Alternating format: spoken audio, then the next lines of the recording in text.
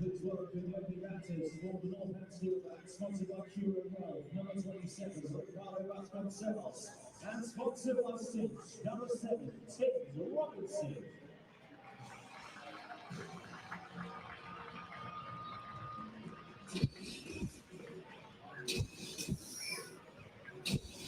Well, good afternoon, everybody, and welcome to the county ground in Northampton.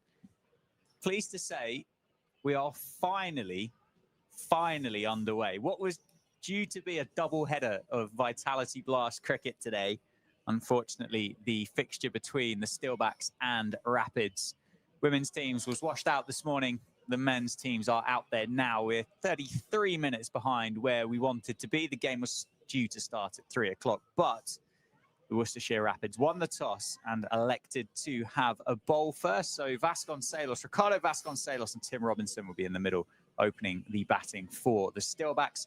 My name is Dan Jadzovic, joined by Phil Rowe. We're powered by Daffabet. We got some cricket eventually. Cricket has broken out, or it's just about to. It's an easy decision, I think, for Brett D'Oliveira winning the toss and having a bowl, because obviously the pitch has been undercover quite a bit. They were only able to take the last bit of grass off it just as the covers came off. So about half an hour ago, something like that. Yeah. And it is still green. It was the colour of the ends. So I don't know if we can zoom in on that. The ends are very green, but that was the colour of the strip about half an hour ago. So an easy decision to have a bowl. It may be that there's a bit of sideways movement, but it may also be that the ball comes onto the bat quite nicely as well, which is what Tim Robinson will be hoping. Absolutely. It was going to be Tom Taylor, I'll use the phrase, once of this parish, to open the bowling from the David Capel end, and the New Zealand international Tim Robinson on strike. Down the leg side. Through the wicket keeper. And we'll start the account, open it up with a couple of wides. That's scruffy, isn't it? That is... We've sat around for a long time waiting for something to happen today. And that's what we've got straight up. But yeah, you're right. It's a fresh pitch. Yes, there's a bit of grass on it. It could move around a little bit. Tom Taylor has been swinging the white ball for the Rapids. But in equal measure, the fresh pitches here in the Blast, they've come onto the bat nicely, haven't they? They have, yeah. Yeah, absolutely.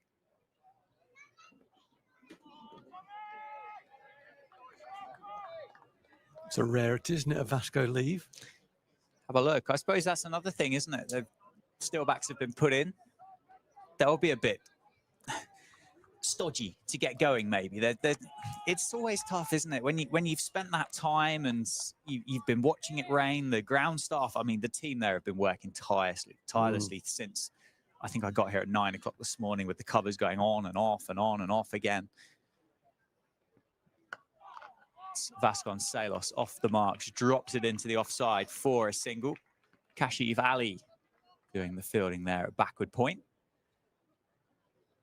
Yeah, I've said many times, the wickets at Northampton generally play well when they've got a bit of grass on them. And this one does have quite a bit of grass on it. So it should aid the pace staying on the ball. And that's what batters want, particularly in T20 cricket. But I mean, in all cricket, but in particular in T20 cricket. So they can play through the line, but it might nip a bit like that. That has nipped a little bit. Tim Robinson, we saw him for the first time in the new 2020 shirt on Friday evening, didn't we, against Lancashire? He hit 2 dismissive and crunching boundaries before being dismissed by James Anderson in the first over. Certainly, on first impression, is a batter that wants to impose himself, wants to feel bat on ball. Certainly, in the one championship game that he's played so far, he continued in that vein. And that has just tracked back. They'll come through for a leg bite. just falls into a bit of no man's land in front of Fateh Singh, who's at that short third position. Well, it's certainly nipping, isn't it? That jagged. It's a good bowler, Tom Taylor. Certainly is. Certainly is. Left here. Fine cricketer. Was at the end of 2023, wasn't it? He moved on from Northamptonshire over to Worcestershire. Two teams as well with opposing records. 6 and 3, 3 and 6 for the Steelbacks and the Rapids. Steelbacks, though, on a little bit of a downward slump, aren't they? Three defeats in a row. Yeah, all at home as well. And that's been the most disappointing thing, I think. Pretty full houses, most of those three games. Coming to see the team come home, really. They've won considerably away with those 6 wins, 5 of them away from home, I think. And yeah, the crowd have just had their balloon burst a little bit by the performances that they've seen. I thought they played pretty well on Friday, actually. I think just came up second. That's all. Wow, that's a bit of life in the surface. Ricardo Vasconcelos stands there and stares back at the 22 yards. He's got a top edge on that, and it is flown through first slip, really, isn't it? All the way for 4. That really did bounce, and I think Vasco was looking to just very gently run it down, just to lay a bat on it. And it bounced considerably more than he anticipated, and he kind of got away with that one. So it was an interesting over, wasn't it? A scruffy start at the wide. Tom Taylor then got his line back and nipped it either way to Robinson, who struggled to lay bat on it. And then a half chance at the end, so a bit of everything, but 8 off the over, so not a bad start. Yeah, if you just look at the scoreboard. Absolutely, it was eventful, wasn't it? Opening the bowling from the Lim Wilson centre end, Pakistani international Khurram Shahzad will back up Tom Taylor. He's just in conversation with his new teammate, passing on some words of advice of how to bowl at Wantage Road. Tim Robinson on strike. I'll run you through the 11s for the two sides in just a moment as Craig Harvey leaves the field of play once again. Tell you, I wonder if he's got an activity tracker on or anything like that. I'd love to know. Well, I'd love to know is a stretch, but I'd be curious to know as to how many steps he would have completed today. As Shahzad into Robinson, can't time it through the offside, and the captain D'Oliveira tidies that up at cover. He is a runner as well, Craig. He does occasionally pops off somewhere, often in Europe to do a marathon, and you can catch him around the streets of Northampton. Running, that is, rather than doing anything untoward. I don't think I'd be catching him. No, nor me. Definitely not. Still the first slip in place. The field pretty much identical to what it was for that opening over. The two fielders out are deep backward point and square leg, just behind square. That one fired in, speared in, sliding down. That's why you don't throw the ball when you don't need to. Exhibit A. Yeah, it's always been a bugbear of mine, and I know my old boss David Ripley as well was the meaningless throw. Just do not understand it. I mean, you know, there are times when you do it. Obviously, in red ball cricket, you want to scuff the ball up, and it's a bit of adrenaline, isn't it? The heart rate's a bit high, and into the thigh pad this time. Drops into the leg side. And Robinson just checking on the umpire there. That's quite a long pause to indicate that was a leg bye. Still yet to get off the mark. Yeah, he's faced 5 balls. He's played at 5 balls. He's only hit 1 so far. Yeah. I think he might have been hit for the other 4, I think. Yeah, he's got a few bruises. Going around the wicket to Vasconcelos, trying to restrict any width. Yeah, the fielder now down at square. It's just in front of square. So a change for the left-handed Vasconcelos on strike. Yorker, and Vasconcelos falls over that one. Good appeal from the Rapids, but just sliding down the leg side. He skittled him, didn't he, actually? Yeah, it's got quite a gentle run-up, hasn't he, Khurram Shahzad? And then a strong arm. Really strong arm at delivery. Strong shoulder. Yeah, that swung as well, didn't it? That was the attempted in-swing in Yorker, that. So it slips out. The slip out going at catching mid-wicket.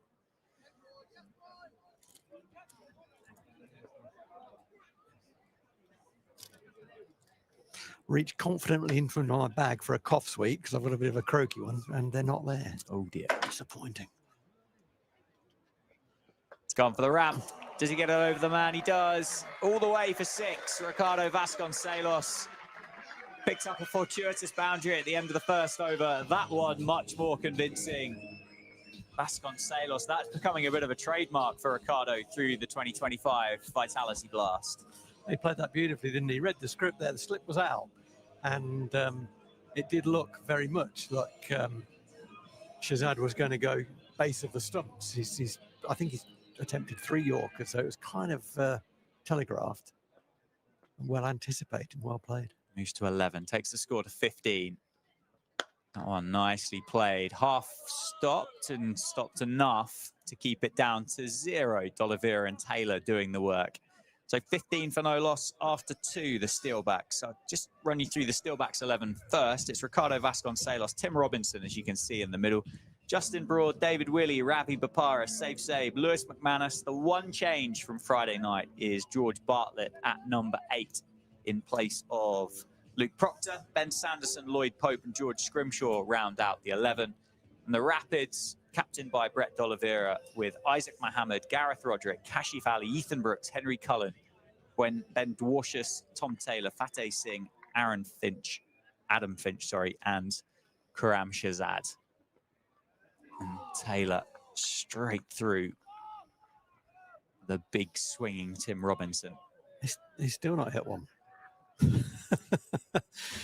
That's quite amazing. 6 balls, 6 shots. He's not made. Well, no, he did hit one. Sorry, he did hit it. He sort of missed time drive, didn't it? Spliced him up. So he's hit 1 out of 6. Yeah, having a tough time of it so far. It is nipping, isn't it? Sunday afternoon. It's quite humid, isn't it, as well? So there's swing and there's a bit of nip. It is now. That one into the thigh pad again, and I think he will remain on 0. It's going to be another leg by added to the tally. I think we're okay weather-wise now. Yeah, I think this is us. Yeah, I think we're all right. So I think we should get the full fixture in between the two sides, despite the 30-minute delay. And it's, as you can see above us, kind of blue skies above the ground now. You wouldn't have thought that would be the case if you were here at 10 o'clock this morning with the puddles on the outfield. It has rained a bit, hasn't it? Certainly has. Only added to that humidity. Slip back in place for Tom Taylor. Vasconcelos tries to play that through that vacant point region. Yeah, Taylor's got movement away from the left-hander, away from the right-hander, back into the right-hander. He is a very, very good operator. He's one of those guys, if there's anything in the wicket, he will find it and he will be able to exploit it. Of course, the other key thing he does is he puts the ball in the right area, which he's done very well so far. A very, very handy cricketer. That's a beauty, isn't it? Genuine play and miss from Vasconcelos. That time, former teammates, you can see the kind of the grin on one another's faces there, can't you? As the balls hit the gloves of the wicket keeper. I wonder what Vasconcelos might do in response.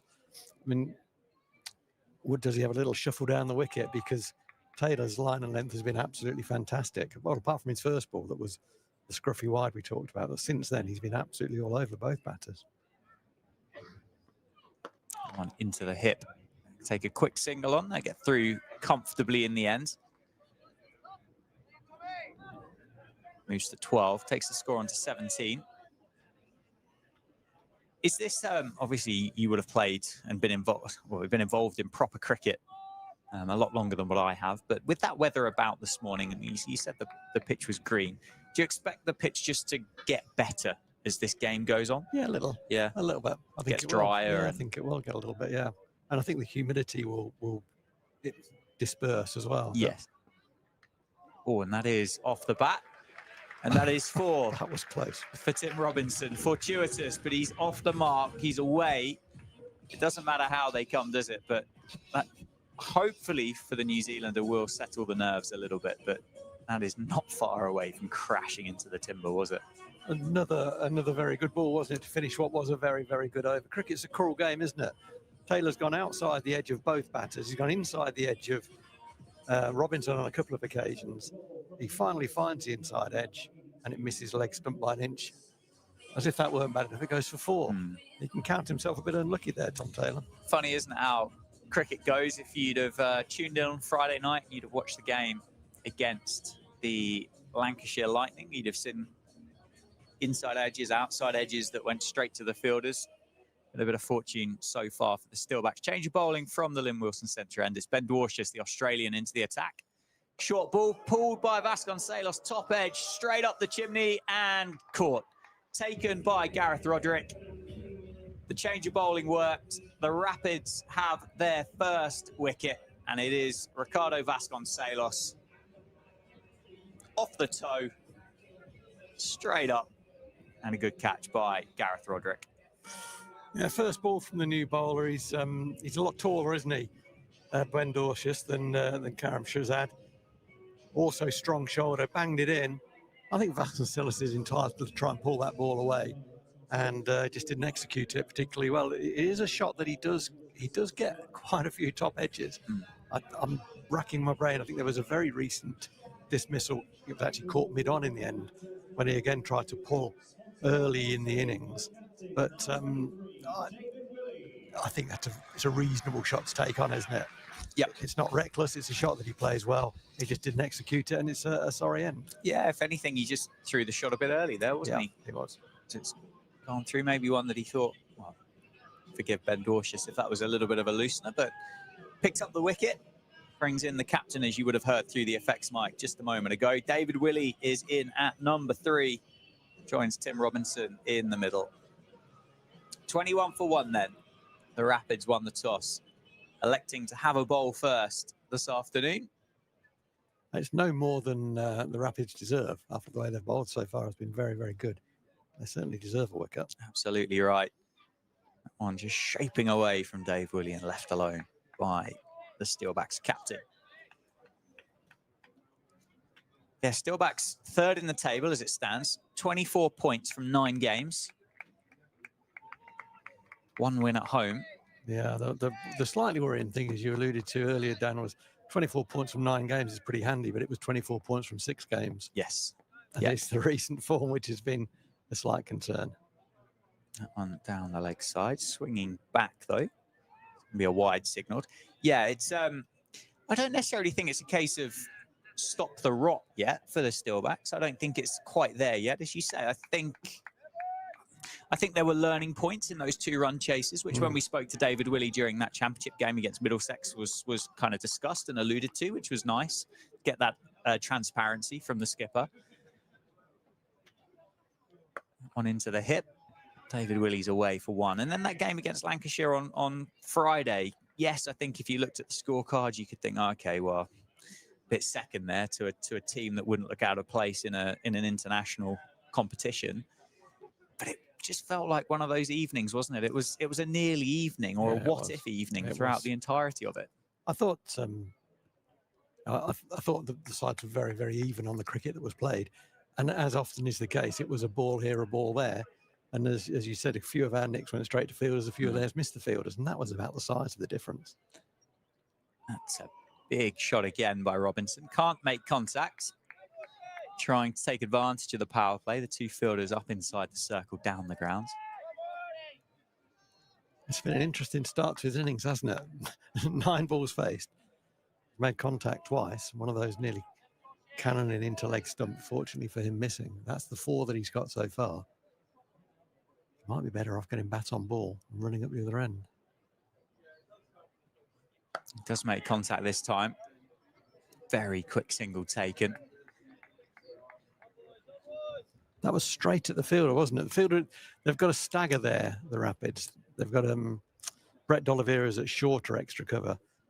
And he's got someone, well, not quite over his shoulder, but just pretty close to him. He's on the edge of the ring for the well-struck ball. So that's what allowed them to come through for the single. I wonder whether they could be on squeeze a little bit there. A bit defensive, I think.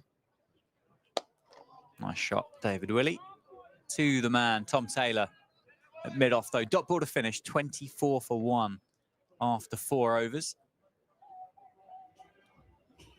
Yeah, batting's looked difficult, hasn't it, in those first 4 overs? I mean, I think we've seen the ball beat the bat in those first 4 overs as much as you would see in an entire game on some occasions. And no surprise, I think, that the Rapids captain has said, look, wickets up front can set us up here. The ball is nipping around. Tom Taylor's got it on a string. He's going to have another one. So he's going to bowl his 3rd over on the bounce from the David Capel end. And I think maybe having Robinson in his sights, it was a very clear move from the captain to do that. And the first ball that he bowls, other than the wide, that's offline, that was short, that was wide, and that was absolutely hammered. And that'll make Tim Robinson feel a whole lot better about life. And that's captaincy, isn't it? You back your man. He's showing great form. You think he's due. He's got this guy in his pocket. Yeah. He's all over him. Short, wide, 4. And sometimes it's difficult to wrestle the momentum back once that happens. We'll see. Yeah, well, it's going to bring about a change in the field, isn't it, in response to it? But Robinson did give himself a little bit of room there. He opened up that offside and took a shuffle down to Tom Taylor. So, actually not happy with those 10 balls that he faced prior to that one. What's Tom Taylor's response?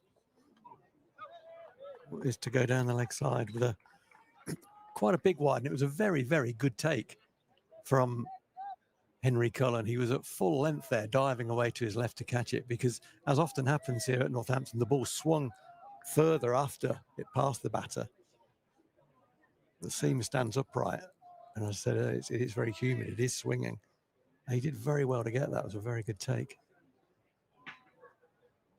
So suddenly, very suddenly, the bowler's under a bit of pressure. Oh, but not now. He's tried to flick that one on the way on the leg side. It's a leading edge. It's gone very high. And Dwalhuis comes in from mid-on to catch it. So Tom Taylor gets the wicket that his skills had deserved, not in the way that he was anticipating. He won't mind that at all, because the very dangerous Tim Robinson has gone for a frenetic 9, 29 for 1. Yeah, try and pick the bones out of that innings. It's challenging, isn't it? It's tough. It's challenging batting conditions. I wonder whether that might have just held or nipped away slightly. But he is dismissed for 9 off 12 balls. The previous ball looked like a missed in-swinger to me when it went down the leg side, and I think that one was probably offering to go away. It was bowled very straight, and it could have hit the seam, and it sometimes does when it swings. It often seems after the swing has taken effect. But it's been a bit of a theme for Northants Steelbacks, is losing wickets in the power play. Losing a number of wickets, 3 the other night, wasn't it? And 2 so far in the 5th over. Good reward for Tom Taylor. His bowling has another day. He'd have more than 1 to his name, so he was due to pick up. But I thought Robinson might settle down a little bit after that superb boundary 2 balls earlier, but that's the end of him. Yeah, it was a commanding shot, wasn't it, through the offside at the start of the over. And just wasn't quite there, was he, to take on that short leg side boundary. Oh, that is a wide on the offside. Wow. Having praised Tom Taylor, and rightly so, I think, he has now bowled 3 wides. He either bowls you an unplayable or a wide at the minute. But that was very wide. So wide that Bopara was having nothing to do with it and just recognising that's going to be a wide. I think just get back in your lane, Tom. Top of off, nip it around. Bopara will be a big scalp for the Rapids. Turns it away in the leg, so it's slowed the outfield, and so it's not going to go for 4. Generally, that would have gone 4 down to fine leg. The fielder is very square, but the ball actually stopped inside the boundary rope. That's how slow the outfield is because of the rain. It was lightning, excuse the pun, against Lancashire on Friday night. The outfield was absolutely lightning. It certainly was, wasn't it? It's, as I said earlier this morning, about 10, 11 o'clock, it was pooling, I suppose, on the outfield. Oh, that could easily have run back onto the stumps. It didn't, fortunately, for Bopara. But, yeah, Bopara has played in this year's competition almost exclusively in a rebuilding run. He's done it very, very well, as you might expect. He does everything pretty well, this guy. But he's never really come in with a platform. And I'd like to see him. He's not going to get that today. If he has a platform, he'll have created it himself and be standing on it. But he's had to rebuild, and he's done it very well. And he's going to be asked to do the same thing again. And that kept a little bit low. Bopara played over the top of that one, and you can see as he sort of squatted, it did keep quite low, and the keeper took it just at his feet. As a result, I think, of that lack of bounce there, slip comes out. He's gone into mid-wicket.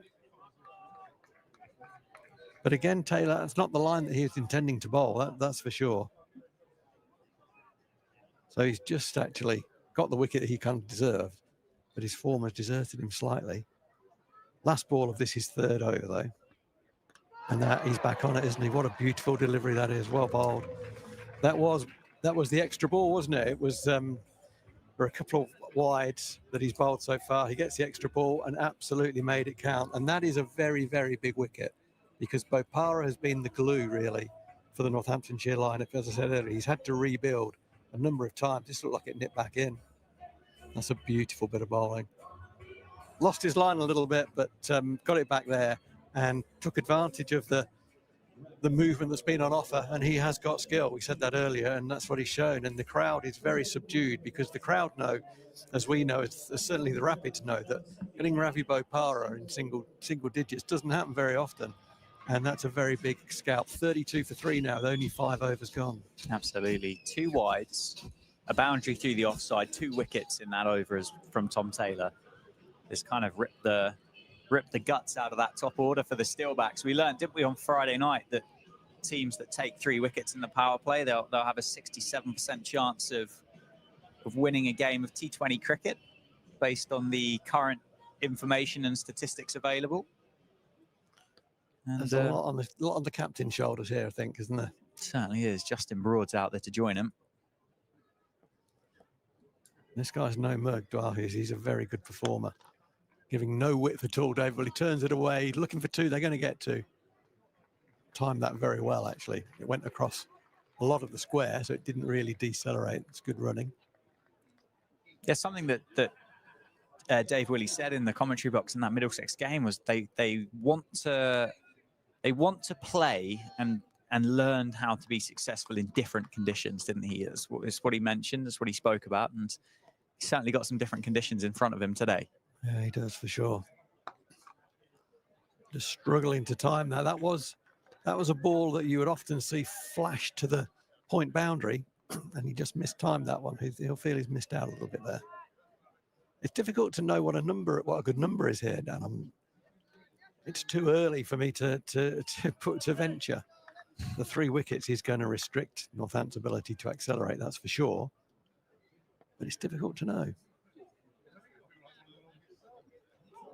Another one beats the bat yet again. That bounced and left him. It was a good delivery. That. Well, I think batting will get easier. I think batting will get easier. Certainly get easier. Whether it's the surface, the outfield will be a huge part of that. That will speed up as the afternoon goes on. So you'll get more value for your shots. Those that run across the outfield here at Wantage Road as it continues to dry under the July sun.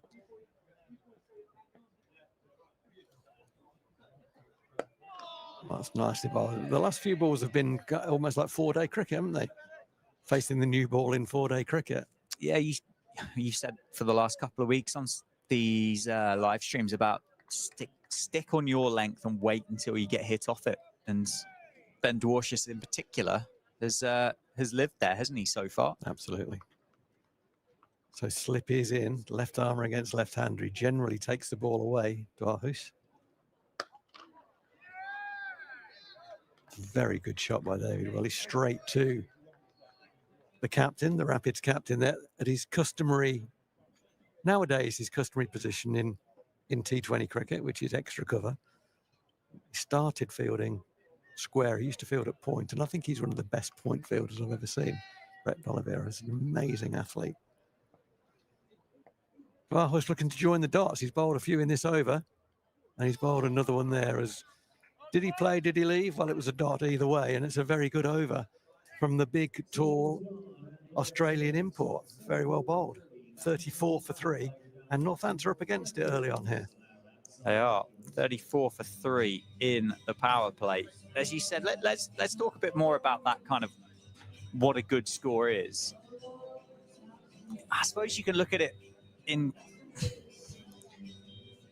what are we going at? Just under 6s, aren't we? You'd hope that the surface gets a bit better for the Steelbacks as their innings goes on. But again, it feels I'm at kind of 150-ish, around that kind of number. You know, I might take, if you offered me 150 now, I might be tempted to take it. That's an attempted Yorker. First up from Taylor. Well bowled and well dug out. Good run as well. Bowling through. I think it's one of those. I know I said this the other night, but I think it's really, really important. Is if you set yourselves a number of 150, you kind of play to that number. Then you just play what's in front of you. Mm-hmm. You end up sometimes 165. Yeah. If you set yourselves 170, you often end up 135 all out. So be realistic in your number, and if anything, set it on the low side and then just play. But these two have got a job to do. They've got to rebuild. Oh, rebuild that. I mean, that's a beautiful, angled in from round the wicket and then ran away beautifully. David, what he must feel he is opening the bowling against the Duke's ball, not the Kookaburra ball, in April at the minute, because the ball is doing all sorts out there. 3 off 10. He's just taken a long walk, hasn't he, out to square leg just to reset himself. I wonder if there was any query about Justin Broad coming in at 5. He generally plays against spin when he comes in T20 cricket. It's a lovely cricket shot, but he's only going to get 1 for it. Well-positioned fielder on the boundary. I mean, based on what we've seen so far, doesn't feel like it's going to be a spinner's day, does it? Well, exactly. That's so you have to use him at some point. He was, I mean, carded at, what was it, 4-3, I think, actually. Carded at 3, but this Northamptonshire lineup is flexible. It is. And I was looking through the Rapids team sheet there and seeing what options Brett D'Oliveira has got. He does have quite a few spin options in his lineup. But I think the fact that Tom Taylor is bowling his 4th over now straight through says he's probably, in the ideal world, he might have another seamer on the field. But he wants to use his, he wants to fire his bullets early, get Northants behind the 8 ball, and he's done that. And he's used them very, very well. Used Taylor very well in particular. He's a guy that has, when he was at Northants, he bowled some death overs, but he's clearly not going to do that. He'll want to take another one with him. He's got 2 balls of his spell left. Yeah, that you heard in the effects mic there, a very clear shout of wait from David Willey. And that's because Brett D'Oliveira was the fielder there. His reputation, a well-earned reputation, I would say, goes before him. He anticipates so well. That's nicely, the Rapids lineup's nicely balanced on a day like today. Yes, they've got spin options there with Fateh Singh in particular, but with Ethan Brooks, Ben Dwarshuis, Tom Taylor, Adam Finch, and Karam Shazad, you've got 20 overs of seam there if you want it.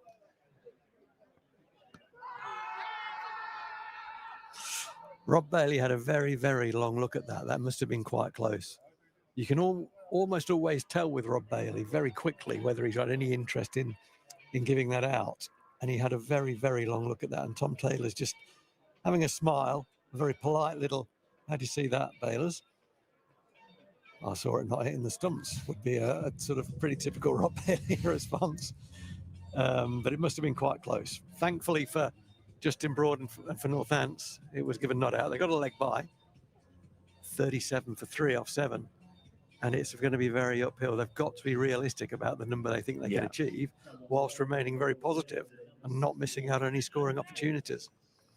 Yeah, absolutely. Well, the last couple of overs, they've gone absolutely nowhere. So it's a real kind of dig-in moment. Finch on to replace Dwarshuis. That's nicely played. Got across his stumps and knocked it into the leg side. There's always going to be, it's a long way out there, isn't it, today? I did think for a while that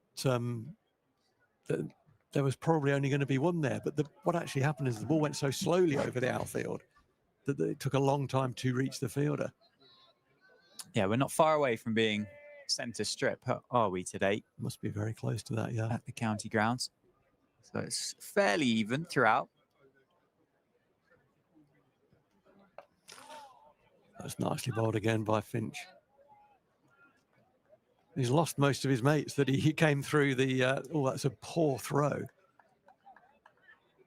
Luckily, I don't know who that is, otherwise I would name and shame him. But it was, guess what? It was very well backed up by the captain. Yeah, it's Henry Cullen firing that back into his wicket-keeping compatriot, Gareth Roderick. That's a keeper's throw, isn't it? Because he is a so. keeper himself, isn't he, Cullen? Good start by Finch. And another dot ball. That seemed to get to David Willey quite slowly. And he was trying to run it down as he just rehearses there, trying to run that ball down. But by the time it got to him, it had no pace on it at all. David Willey, sometimes in these situations, he has the ability to take bowlers down, to take an attack down. It could be that he feels he could risk himself and just go all out on the attack. Oh, I think that's off the thigh pad. It might have been glove. It could, if it was glove, no, it was thigh pad.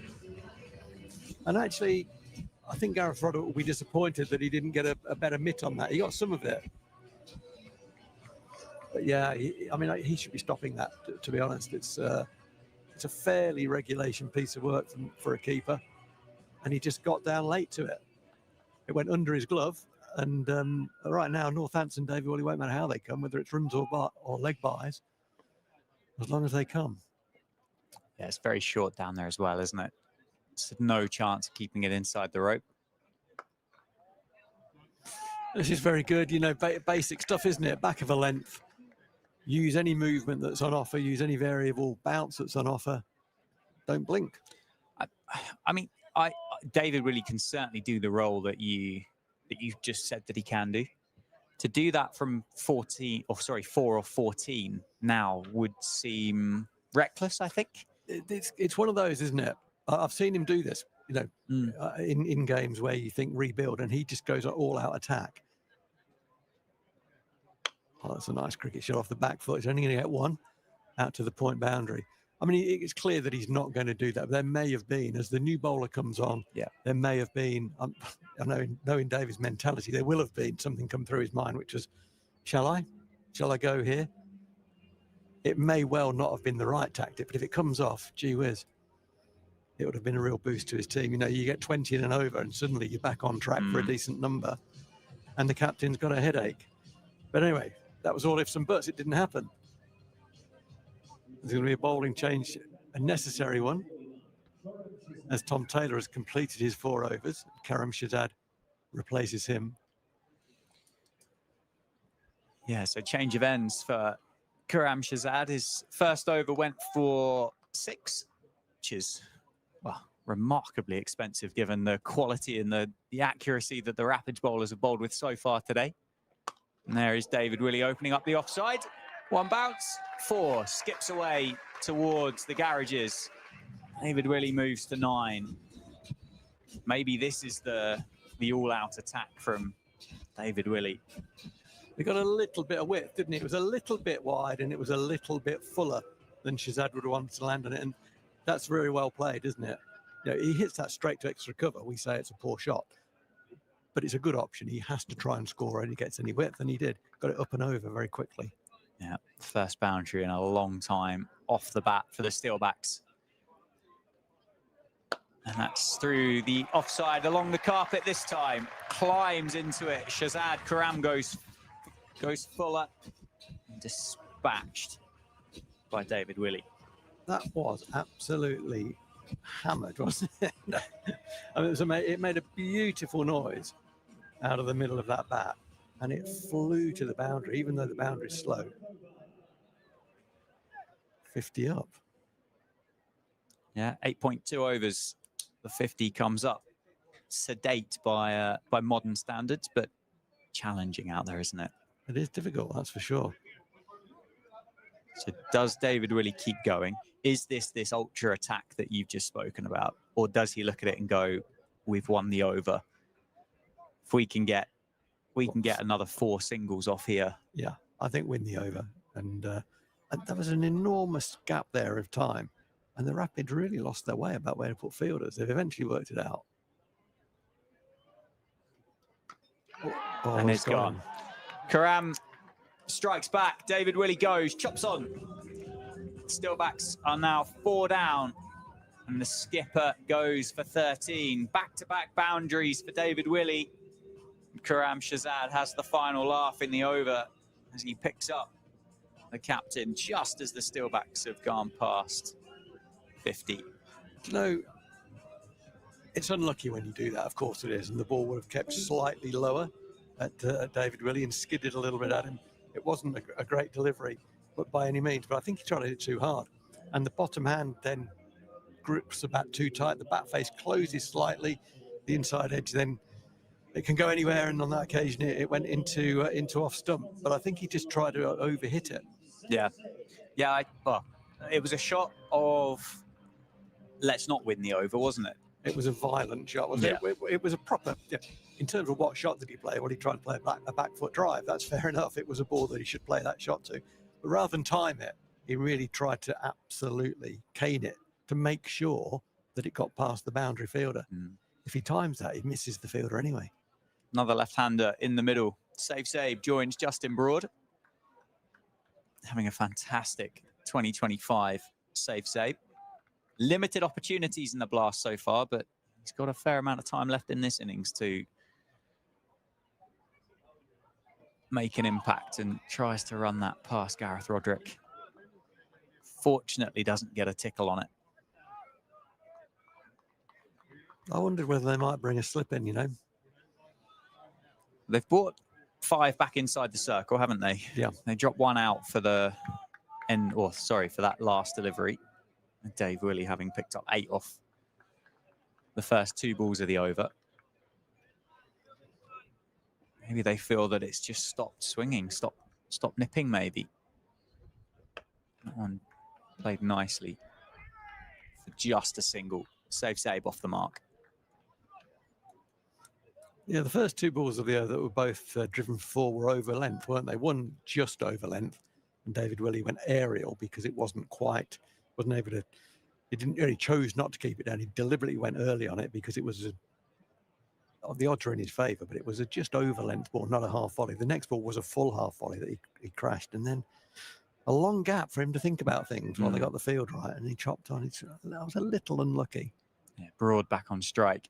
Short ball pulled away by Justin Broad. He's going to look for a second, but straight to Finch for just a single. So another successful over for the Rapids. Expensive. It's conceded 10, but they've picked up the big scalp of David Willey.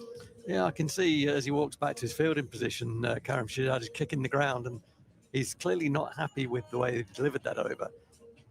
Clearly sets himself very high standards because, yes, there were 2 balls that were not where he wanted them to be and they got dispatched. But picking that key wicket up was huge. And actually, I think they'd swap 8 runs for getting rid of David Willey. Absolutely. Finch continues from the Lynn Wilson centre end. Looks for the Yorker to Broad, who can't get it past Tom Taylor at mid-on.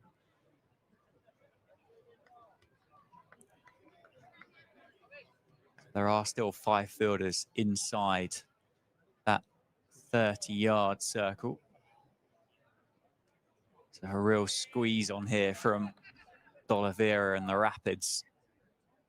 Cover point, deep third, fine leg, square leg are the ones on the rope. But it's pulled away and it's in front of that man at square leg. It's going to run down to the boundary. It's going to lose all of its pace as it hits one of the damp patches, and Tom Taylor keeps it inside the boundary rope. It was a great slide, Tom. I think the ball had stopped by the time you got there. The ball had stopped, and actually, he's almost apologising to his mates now. The danger with sliding there is that you end up in contact with the rope and the ball at the same time. What he needed to do was just bend down and pick the ball up. It was literally stationary. He was carrying a lot of momentum down there, wasn't he? He was. But he's saved the Rapids 1 run. It's Broad completed the 3rd. Save, the left-hander. That's a positive for the Steelbacks. They've got this left-hand, right-hand combination in the middle. Yorker again runs it off the face of the bat down to fielder at deep third for a single. There's no pace in the pitch, is there? A couple of balls that have been banged in. One got the wicket of Vasconcelos when he was early on the pull shot, and it just went up the chimney, to use a Dan expression. And yeah, the ball to Justin Broad there sat on the wicket for a long time, and he pulled it almost directly over mid-on. So slow was it getting to him. He's a good player of short bowling, I think, Justin Broad. He certainly is. He's going to run that one. They're going to look for two, but it's a slip down there on the boundary edge, and they're going to put Shazad under pressure and come back for the second. So we saw the indication of the rain that we had this morning down on the boundary edge with that pull shot by Justin Broad where it stopped, and that one there, another indication of it, as Khurram Shazad just loses his spikes, doesn't he, as he goes to pick the ball up. So it is slippy out there, it's greasy. He's a nervy fielder, I think, Shazad. And I can understand why. I think the other 10 Rapids players are nervous when the ball goes to him as well. That one squarer. They're going to come back for a second as Shazad does cut that one off more comfortably. Second time of asking. Nicely played by Justin Broad, nicely gapped. I know the covers and the ground sheets will have been on. They were on, as I say, when I got here at 9:30 this morning.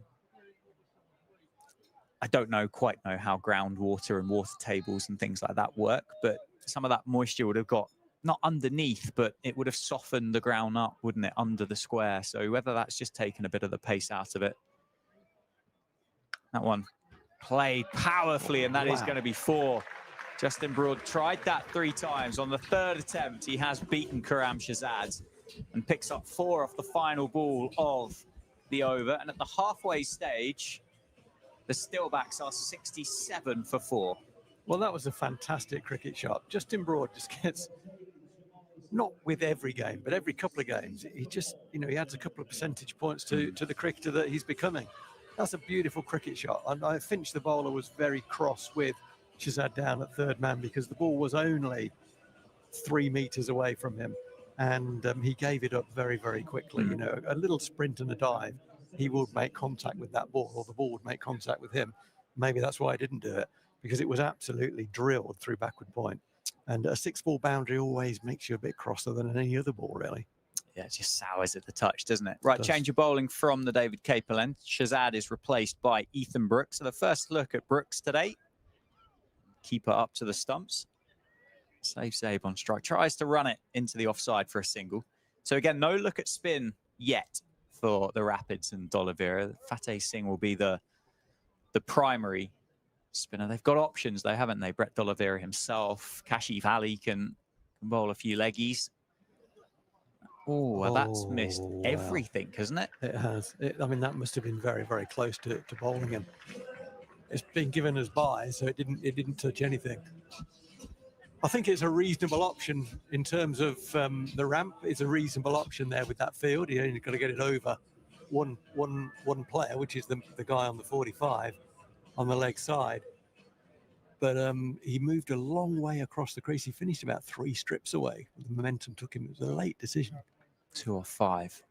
Save. That one a leading edge into the offside. It's a horrible place to be as a wicketkeeper when the batter shapes up to play that whilst you're up to the stumps, because you can't see anything. No interest in ever doing that job. You are, I mean, I think if you offered that shot 99 times, Save probably would make contact. That one over the offside, powerfully struck. 1 bounce 4 over cover. Brooks just dragging the length back, and Save camping on the back foot, muscles it over the offside. That's just a terrible ball, isn't it? If you're going to bowl 65 miles an hour seamers, you have to be absolutely deadly accurate, and that was a long way from that. He knows that. It was dealt with, wasn't it? It needed dealing with as well. Certainly did. Fielder's up on the offside. Slower ball, I think, and that's been struck out there. It skips across the wet surface. Well fielded, just 1. Another bowler who goes to a slower ball after a boundary. I'll probably make note of that whenever it happens. It happens so often. on that occasion, it was so full that Save really couldn't hit it too many different places. But it's something to look out for if you can set yourself for it. Yeah, it seems to be the go-to, doesn't it? Concede the boundary, take all the pace off of it. See what happens. Final ball of the over then. Broad, top of the bounce, turns it off the hip for, I think, will just be a single. It's well attacked. Kashi Valley off the boundary edge. 77 for 4 after 11 then. So going exactly sevens, the Steelbacks. Would you still take that 150 now, or are you looking slightly past that? It's still incredibly difficult to know, isn't it? That noise was me thinking. Yeah, I could hear. No, I could hear the cogs. Yeah, I mean, I think Northampton will need more than 150, but my concern is that they end up getting less than 150 if they lose a couple of quick wickets now. That could be a very big number of them to get. This guy impressed me at New Road, Fateh Singh. He thought he bowled beautifully. I think that number a lot depends on how well he backs his seamers up, actually. Yes, yeah, it was into the attack from the Lynn Wilson centre end. Broad just drops it into the offside for a single. Good sweeper of the cricket ball, Justin Broad. Big boundaries, aren't they? They are today. Not the biggest in world cricket, but no, they're not. They're not. By measure here at the county ground, yes, they are quite big today. Going to look for 2, are they? Certainly going to look, and Justin Broad, who's quick, would have been coming back to the danger end, quickly turned around and said no. So Lewis McManus will be carded next. George Bartlett at 8. It's an interesting change in the side, isn't it? Bartlett in at 8 for Proctor.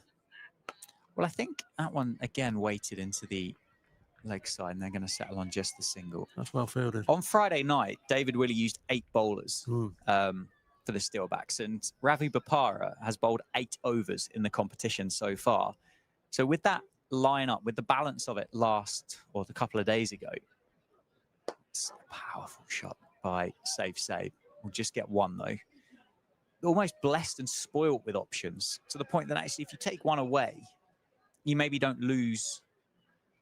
You don't lose a great deal, maybe, but the way that the ball's played today, I think maybe the seamer in the squad might not have been a bad idea. Oh, that's very. It looks very, very unlucky, and there was an element of bad luck about it, no doubt, but he held it back beautifully, and it was the deception of Singh, the pace that he bowled at. It was very loopy, very wide. There was nothing on it, like a moon ball. And that's what really did for Justin Broad. He was through the shot early. The bat face had passed the ball. It got the inside edge of the bat, and then it can go anywhere. And today, unfortunately for him and for Northampton, it ran back onto the stumps. But credit to the bowler, because it was a good bit of deception. Now, the umpires are getting together here. Something to do with what was happening with the ball between the wicket and the ball getting back to the... Anyway, they're not going to do... I don't think there's going to be a problem. Not sure. The umpire at our end was a bit animated. I don't know what I didn't know what happened with the ball, but he wasn't happy with whatever Worcestershire were doing with it. I'm not going to. That word scratch. It was like a practice bowl or something they did with it. He wasn't happy about it. As umpire Bailey was on the radio, wasn't he, afterwards? And he's got his pen and paper out now. Lewis McManus then in at number 7. Long time left in this innings. 8.1 overs still to go. That one fired in. Bit of a drag down from Fateh Singh. Gets the wicket of Justin Broad. Concedes 5. And after 12, the Steelbacks are 82 for 5. Yeah, wickets are key, aren't they? And that was a big wicket because Broad came in and was playing very nicely. As you said, he's a very good sweeper of the ball both ways. So that causes captains problems in terms of defending that. He bats well with Save. They're busy in the middle overs, but he's gone. And Lewis McManus, who's also in pretty good form, is in. But yeah, let's go back to Friday night. Who bowled the last over of the game? Luke Proctor. He's not. So it's not just a bowling option; it's a death bowling option. And someone else who wasn't deemed capable to do that job on Friday is going to have to do it. So you know, we talk a lot about roll clarity. That's going to be a wide.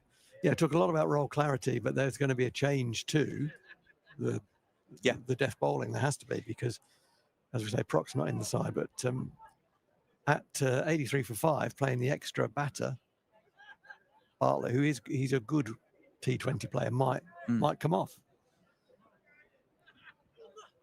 That's nicely bowled, very nicely bowled. I said earlier, if you're going to bowl this slowly, and he's deliberately bowling off pace, he can bowl quicker than this, Ethan Brooks.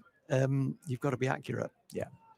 And that's where he needs to be, really, not leaving the stumps. At the moment, the lineup, it's looking like a good decision, isn't it? Yeah. That's a little paddle sweep from Lewis McManus, and he's going to get full reward for it as it crosses the rope for 4. That's a beautiful shot. Deliberately played, extremely fine. And it is a very difficult shot to play. There's a lot of skill in that. He's a little fella, got down early and just kind of helped it off his knee. Just the slightest of deflections. That's high skill.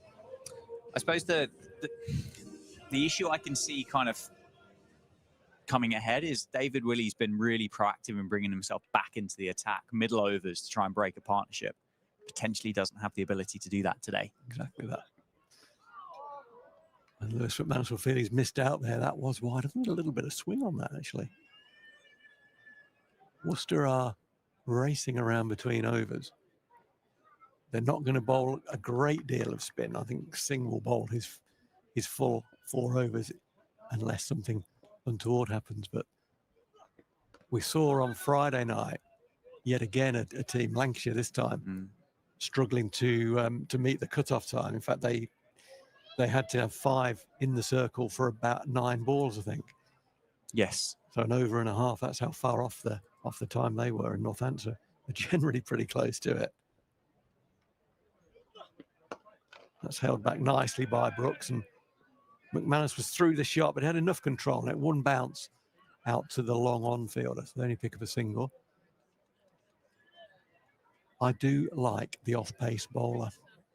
It was something that I always wanted to try to develop someone to do that job in T20 for Northants, and Kyle Kurtzer was the man who did it from time to time. He didn't. He wasn't an ever present with the ball. He was never present with the bat, obviously, but not with the ball. Although he did. I thought that was going to be caught and bowled there. McManus was conveniently between the bowler and the ball. Had he not been there, I think Brooks might have been able to get a dive in, and I think he might well have caught it, actually. But the batter just stood his ground, as he's entitled to do. He did nothing wrong, and it meant the ball met the ground without the bowler getting in the way of it, because that would have been then 88 for 6. As it is a single, it's 89 for 5. Saves on 10. He's been busy.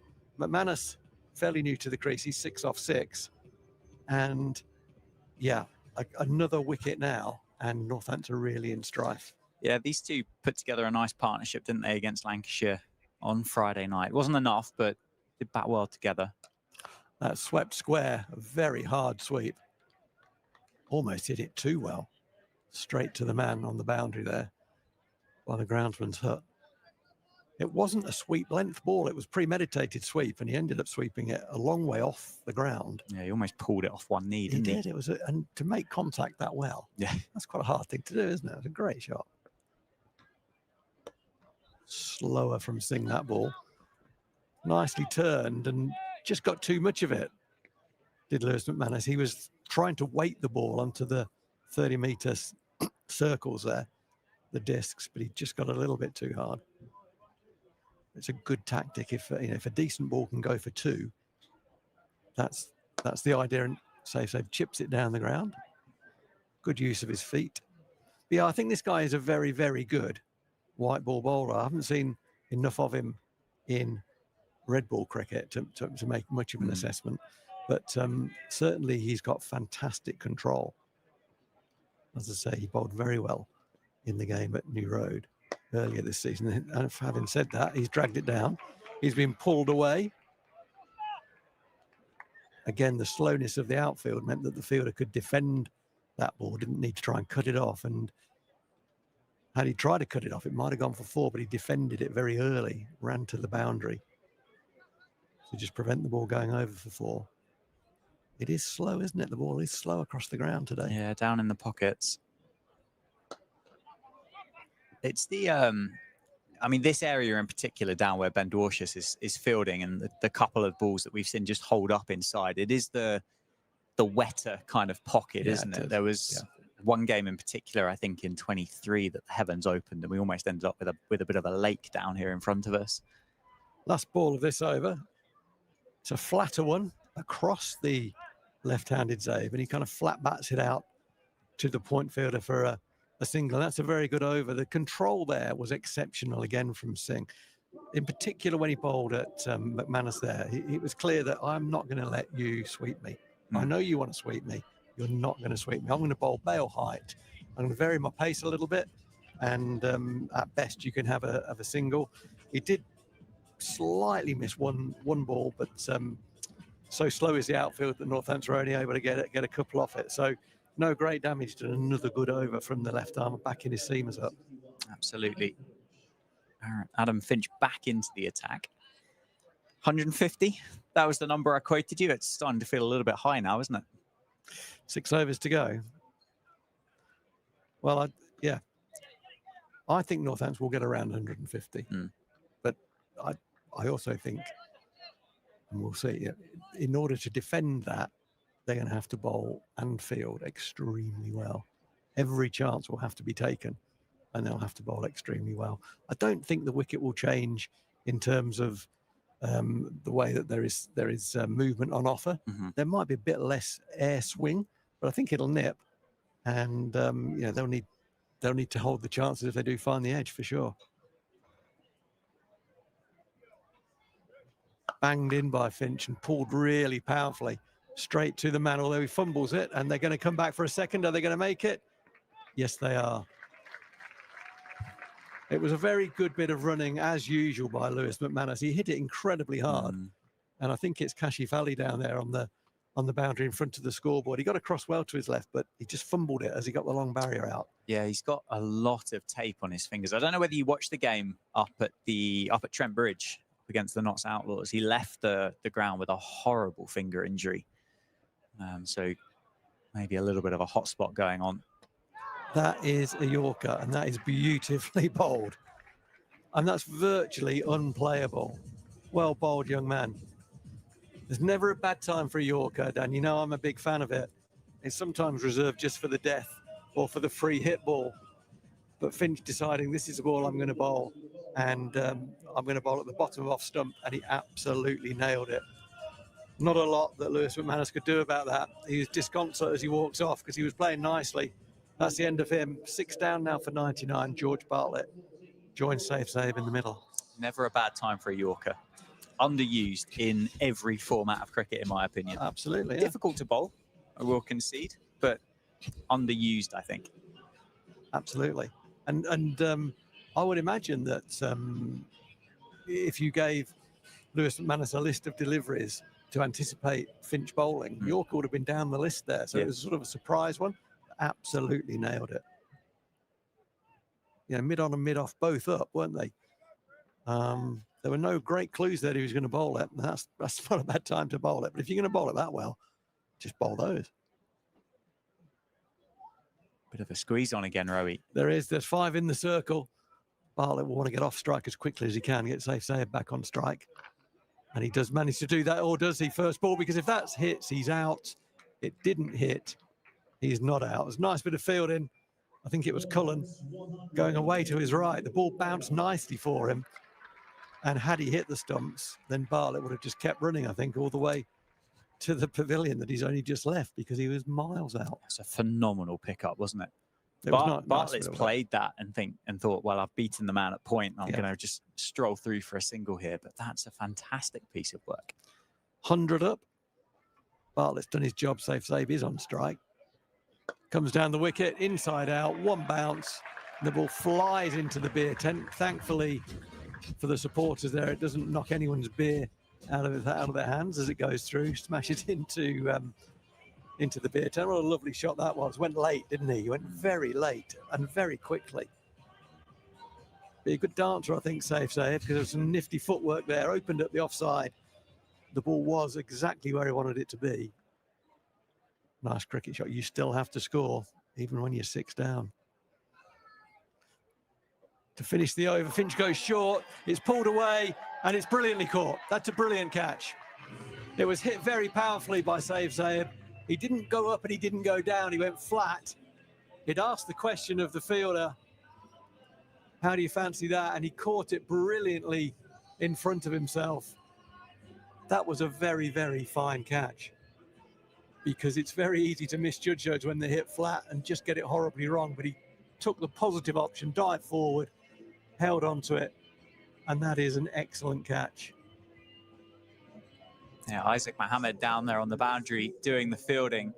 Flat, wasn't it? Powerfully struck, diving forwards. Really, really phenomenal hard effort. catch for so many reasons. First one is it going to reach me? And then the second one is having the skill really. That ball has to go right into the middle of the hands, because if it doesn't, when your elbow's hit, when you're diving forward at that pace, it can so easily dislodge the ball. But he did everything really well. Now, I said earlier that Northampton will have to catch well and take their chances in the second half, and that's exactly what the Rapids have done so far in the first half. 104 for 7, and we're into the bowlers. Ben Sanderson joins George Bartlett, but that was the last ball of the over, so Bartlett will be on strike. He's only faced 1 ball, and the guy at the other end's on 0. And Shazad is back on. Yeah, Steelbacks run the risk of being blown away here, don't they? They do. 104, 105 for 7 now. It was an interesting way, it was an interesting choice of how to play that ball from Saib, because he crouched as though he might be ducking it. And then maybe it didn't get to him as quickly as he thought it might do, so he thought the shot's on. But he neither went up or down. He went flat.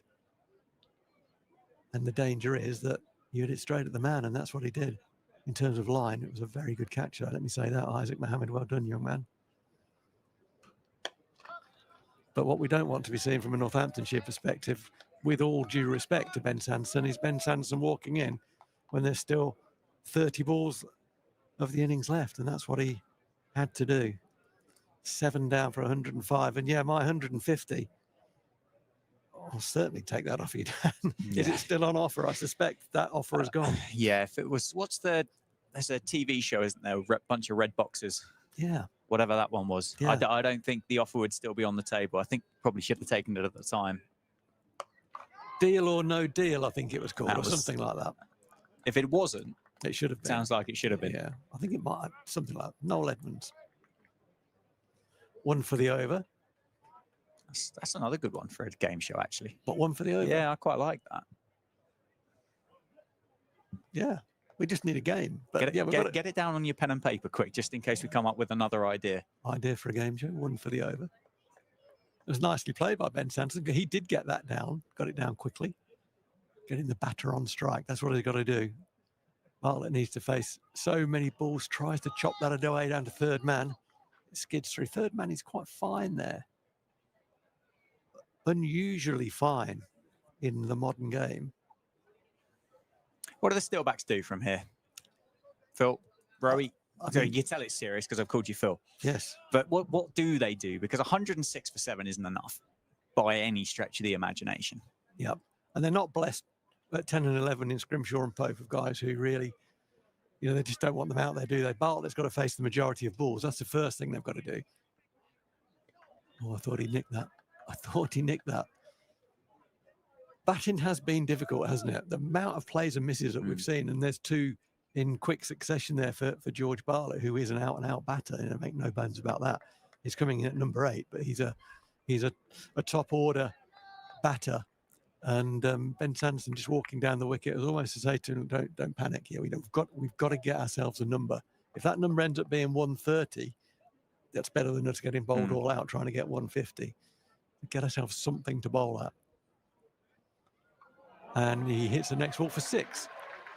Ramps it. It was top of the bails, and the bowler's got his hands on it. That's a double teapot in wherever you come from. It was a brilliant shot, wasn't it? Because it was a ramp, but it was a ramp that he actually accelerated the bat into the ball. Didn't just let the ball hit the bat. Had to flick it because it was short of a length. And not only did he flick it, he timed it brilliantly. It went over the sight screen. So well played, George Bartlett. a much needed boundary. 112 for 7, 16 overs to go. So 4 left, 30 odd runs. Yeah, I mean, 150 still is now probably the maximum Northampton can get, unless the wheels come off the Worcestershire bowlers. I don't expect that to happen. But certainly, Ben Sanderson's job is very simple here, which is make sure you're at the other end for the next ball. Plays that nicely, doesn't he? On the tiptoes into the leg side for a single. It's George Bartlett back on strike. 23 deliveries left.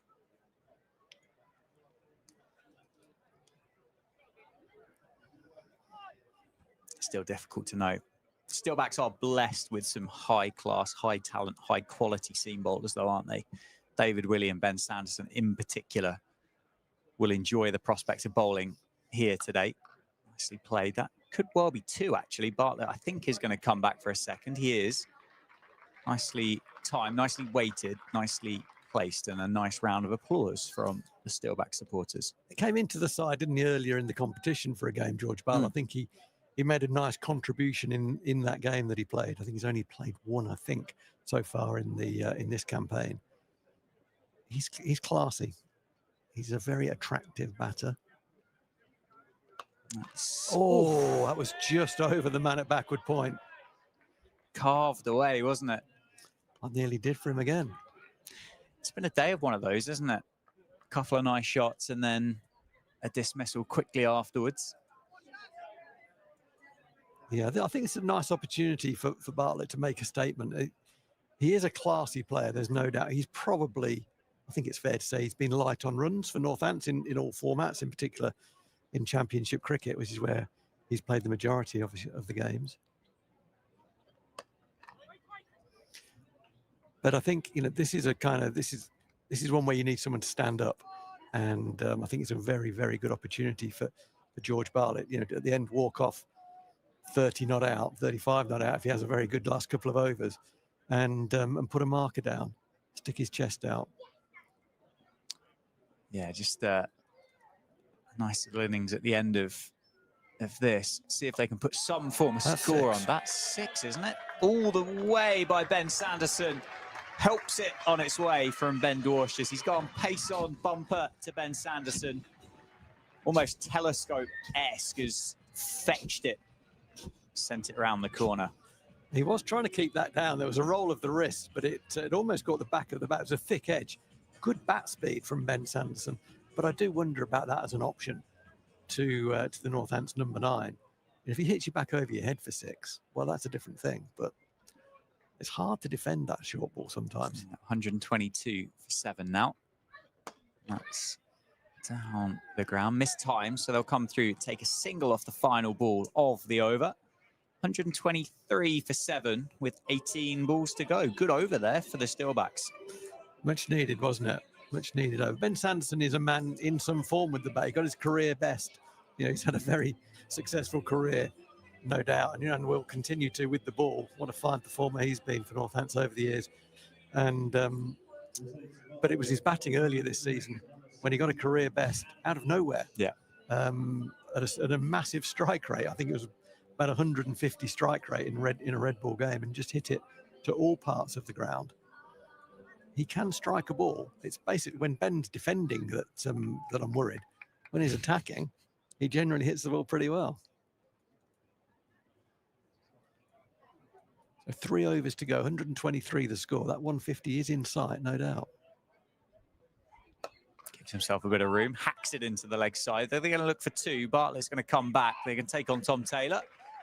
Oh, it's a good throw. I tell you what, if that was a direct hit, Ben Sanderson, I think, was gone for all money. I was quite surprised Roderick didn't take the bails off there. They hesitated. The batters hesitated. Ben Sanderson is really quick. He's not really lost any pace. He's getting on a bit now, Sando's 36.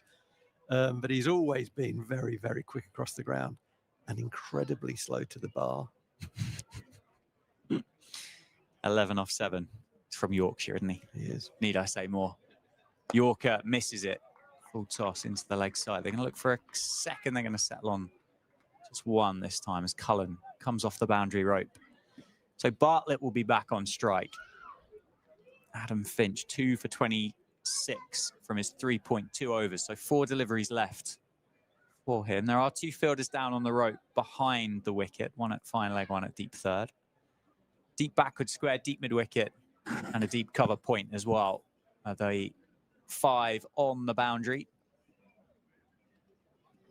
Down the ground, gone. Oh, that's unlucky. Straight at the captain, Brett D'Oliveira. Catching practice, really. He's timed it incredibly well, George Bartlett, but straight at the man. And he's gone, and the Steelbacks are 8 down. Yeah, you probably heard me in the background say that's unlucky. And it was unlucky that it went straight to Brett D'Oliveira. That said, anything that's either side of him, however well it's hit, he generally catches. So maybe my shout, it's unlucky, was perhaps a bit premature. Northampton desperately needed George Bartlett to be there at the end. He's now gone. And we are in, I mean, Pope, you know, he's got some ability with the bat, but Northampton desperately needed Bartlett in at the end if they were to get a number that they felt they could have any chance of defending. And now it's going to be a case of just scrambling as many as they can off what's it now, 2.5 overs, 15 balls still to go. It's quite a lot, isn't it? Yeah, it's over 10% of the overs still to go. 8 down. And again, Worcestershire have caught very, very well. But again, Northamptonshire have hit the ball in the air straight to the fielder. Lloyd Pope then, number 10, Australian leg spinner. What a nice shot. Obviously played into the offside. We witnessed 4 wickets in 4 balls, didn't we, at the end of that game against Lancashire on Friday night? The run out of save, and then quickly Sanderson, Pope and Scrimshaw dispatched by Saqib Mahmood. Yeah, he just went stumps, didn't he, really, Mahmood, at the end there with his airspeed. I thought Pope bowled the best spell he's bowled in the competition for Northampton on Friday. And hopefully he takes that confidence into the second half of this game. Sanderson gives himself room, chops it away in the leg side. I think they will just take 1. A slower ball, that was nicely bowled. It feels like now it's a runner ball, isn't it? And if there's a bit of fortune with an inside or an outside edge that might run down to the boundary. Yes. Although, you know, Sando, he clears his front leg, doesn't he? And if it comes out the middle of the bat, then it does go quite a long way. But he was deceived there. It was a very good slow ball by, and it was bail height. I like that. I like that length for a slower ball. Last ball of this, the 18th over. Oh, and that's missed everything. Lloyd Pope played his first ball like Don Bradman. And his second shot was more like Don Quixote. Right, 12 balls to go. 2 wickets left. 128 for 8. The Steelbacks. One thing we can say for certain is they are going to have to bowl incredibly well, whatever number they manage to put together here. They're going to need a good last 2 overs, aren't they? If they can get up to that 150, that will take some momentum in. That's something to bowl at. Feels a long way off, doesn't it? Well, it does, yeah. It does indeed. 22 off 12 balls. Not impossible, but oh my word. That's an apology straight away from Khurram Zazat. It's a no ball, and it's hit Ben Sanderson hard in the gloves. It will be a free hit, won't it? Hey, that 22's looking... it gives me a chance to mention another free hit. Go for it. Shall I mention it? Please do. You know the one I'm talking about? I do actually now. You do know.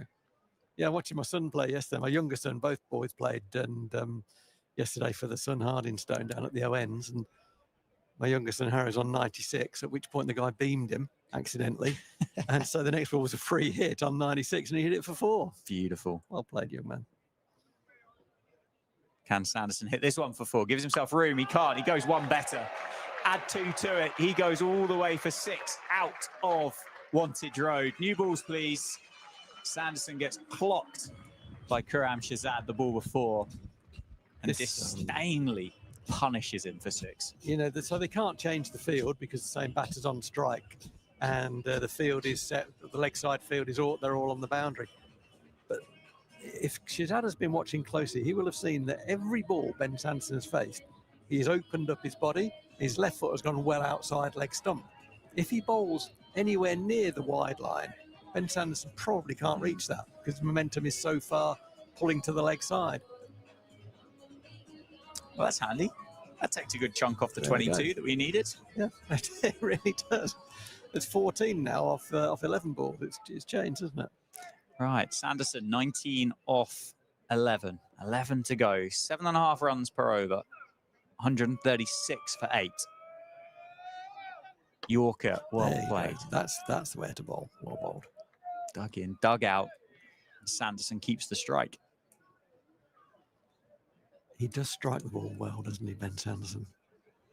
He certainly does. Finds the middle of the bat often. Good hand-eye coordination.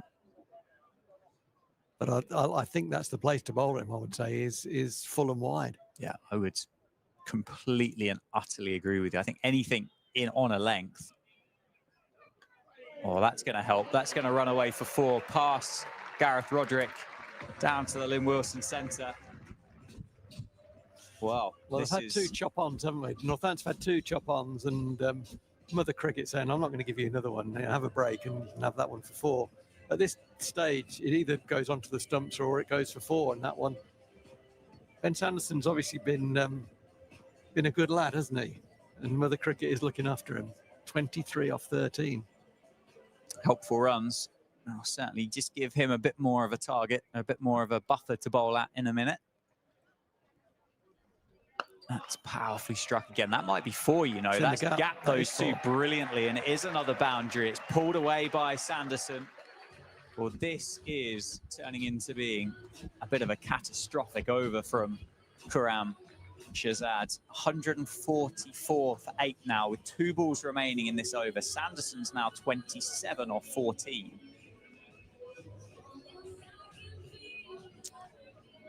I think Ben Sanderson will get the freedom of Northamptonshire. I don't know what that entails. Be able to walk his sheep wherever he wants to or something like that. Oh, Ben, no, come on, stay in your lane, son. Goes round. Stay in your lane. Yeah, just keep that front leg outside leg stump. Actually, that said it was the right shot, wasn't it? I don't know if it was the right shot for him, but, you know, what can we say? He's on 27 off 15 balls. Yeah. Does he find 1 here? Does he look for 1? I think he does. I think he does. Yeah, I think he probably has to, actually. There's 1 through the offside, isn't there? And then anywhere you like on the leg side. I don't think he can rely on Pope to do much, and he doesn't want to be not out, all out, does he? No, he absolutely needs to be on not. strike. And he is out. Off peg has gone cartwheeling back. Khurram gets a high 5 from his captain. Not sure much consolation. Gone for 40 from his 4 overs. He has picked up 2 wickets, and he's got a big one there of Ben Sanderson, 27 off 16. 144 for 9 then, as George Scrimshaw comes out to the middle to join Lloyd Pope. It was in Sando's arc, wasn't it? It was the top of the stumps, and that's something that Sando generally, he swings through that arc very, very well. The ball just was too good for him on that occasion. But there's a glimmer, isn't there? And it is only a glimmer. You know, it is a glimmer. But if we're asking Lloyd Pope to replicate Ben Sanderson in the last over, I think that's asking a lot of him. But you know, more likely nudges and nurdles, and one escapes the keeper. Maybe there's a wide along the way or something like that. That 150, that's only 6 away. Yeah. It's Ben Dwarshus then to bowl the final over. 1 for 16 from 3 so far. Well, slower ball. Beautifully bowled. That is an inside edge down to the man at final leg for a single. Aussie against Aussie, wasn't it there? It was. But yeah, you'd take, I think if it was offered to you, you'd take 6 off this over, wouldn't you? Yeah, take I think I would. Yeah. 6 singles, take it up to 150 exactly. Yeah, I think I absolutely would. 145 for 9. Scrimshaw now on strike. That one into the thigh pad, and they will come through for a leg bite. Yeah, it's a very sort of regulation field, isn't it? To a lower order, the Rapids thinking, look, the ball is more likely to squirt behind the stumps than it is to be hit down the ground. There's a long leg and a third man for anything that's nicked with either edge. Short ball. Oh, that's a chance. That is a poor piece of fielding. Come through for a single. Is that Karam Shazad again at backward point? The ball has I hit think he's him. hurt himself as well, isn't he? Yeah, Or the he's ball. or he's a bit shy of getting back up. I think the ball bounced and hit him in the nether regions. Let's say that, which is never great. But they should all be walking off with him now because he should have taken one step forward and caught it. It was an absolute dolly. 3 off the first 3. 147 for 9. Scrimshaw gives himself a bit of room, carves it over Karam Shazad and picks up 4. Northamptonshire have gone past the 150.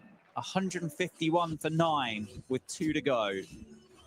You know, that's I saw Tom Taylor just down in front of us here. He's at mid-on, and he had his hands on his head there when that went for 4 because he knows they should now be patting each other on the back and saying, let's knock these runs off. 2 to go. Scrimshaw on strike, gives himself a bit of room, misses it through to the keeper. Boos from the crowd. That has to be one for the over, surely. I misread that. That looked like it was quite high. George Scrimshaw is asking the question. And he's getting a shake of the head from Rob Bailey. Getting absolutely nothing back, is he? Sorry, Rob. I think that's... Final ball of the innings then. 151 for 9. Anything will do for the Steelbacks. Gives himself room. Slower ball. Pope runs through. And Scrimshaw completes the bye and takes the Steelbacks up to a fairly eventful 152 for 9 off 20 overs. Yeah, and it's the number early on. I think I called 150 when Willie was in with whoever he was in with, Ravi Bopara. I thought 150 might be the number, and it has proven to be the number, but through a very different route to get there. Worcestershire bowled pretty well up front and created a number of chances, took those chances, made inroads, and kept chipping away with wickets throughout the innings. There was some slightly poorly judged options taken, I think, from a couple of the Northants batters. You know, if it's banged in, that fielder is always behind square on the leg side. You know you've got to get it up over his head or down in front of him, and et cetera, et cetera. So as we are at halfway, I think Northants, from where they were, will be the happier of the two teams. But if you asked Worcestershire 153 to win before the game started, they'd bite your arm off. So they're going to be pretty confident in chasing that down. But there's a game to play here, that's for sure. Absolutely right. Just run you back through the scorecard quickly. Ben Sanderson top scoring for the Steelbacks, 27 off 16 balls. Justin Broad, 19 off 16, and Save 17 off 17. 2 wickets for Tom Taylor, 2 for 22 from his 4 overs, 2 for 40 for Karam Shazad, 1 for 22 for Ben Dwarshuis, 3 for 28 for Adam Finch. Wicketless for Ethan Brooks, and 1 for 12 off 2 overs for Fateh Singh. Rowie, let's take a quick break. We'll be back at 5:10 for the start of this second innings, and we'll see if Worcestershire can chase down that 153, which will be required at 7.65 runs per over.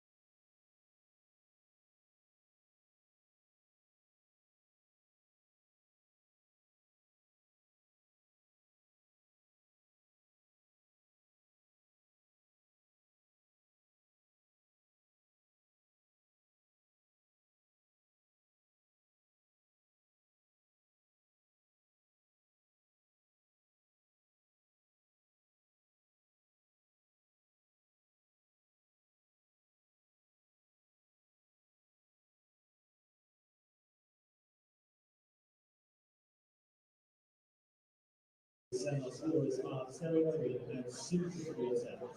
And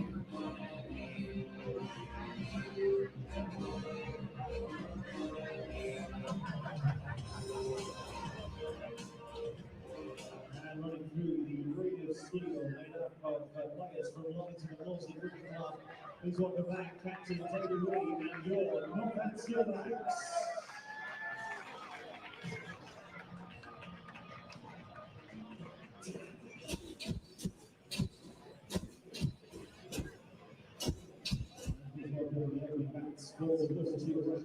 Number 15, the captain, Brett Oliveira, and number 8, Isaac Mohammed.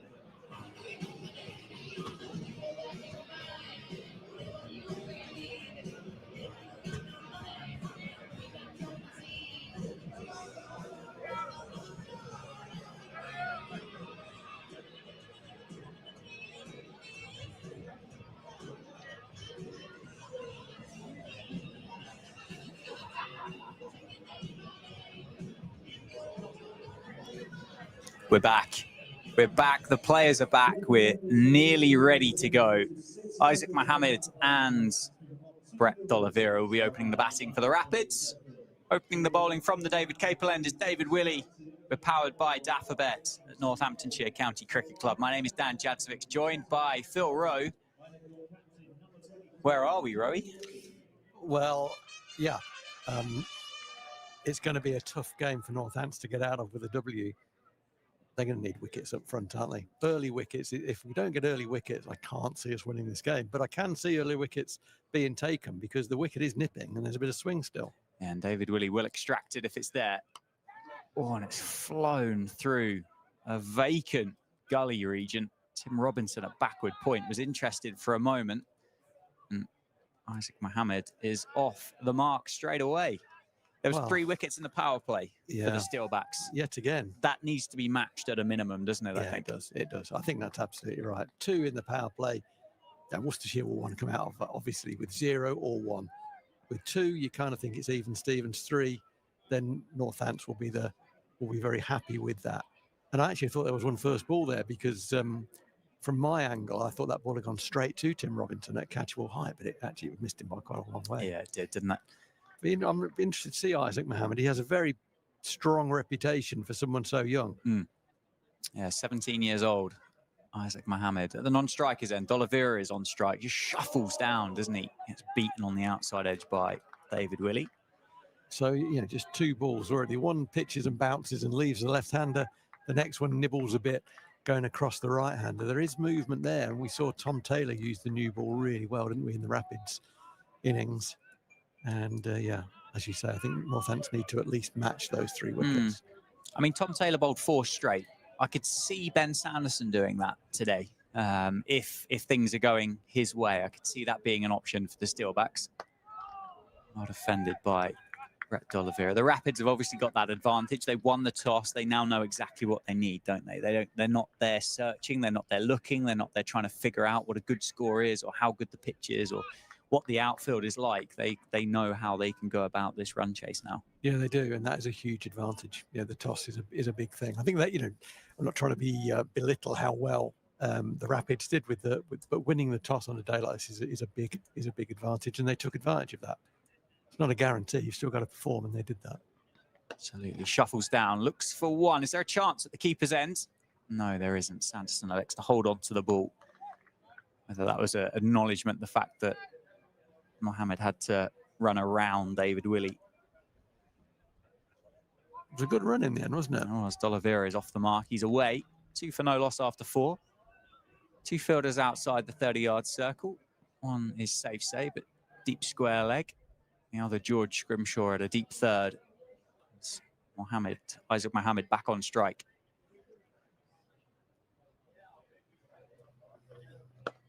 Driven powerfully down the ground. Floats in the air, doesn't it? Bounces just in front of Ben Sanderson. He's a free swinger of the cricket bat. I haven't seen him now for all of 2 balls. He is a free swinger of the cricket bat, isn't he? He's a relative of Moeen Ali. I think you told me that before. Yes. And there's something of Moeen in the way that he delivers the cricket bat, isn't there? Absolutely. Hey, what a What a cricketer to emulate if you could. He made it look pretty easy, didn't he? He certainly did. That one down the ground. Can't get it past Ben Sanderson. David Willey opens the account. Isaac Mohammed goes early. And the Steelbacks strike in the first over. The captain, David Willey, leading from the front, breaks that opening partnership. Looked a bit soft, didn't it? To be honest, it wasn't a drive ball. It was just back of a length.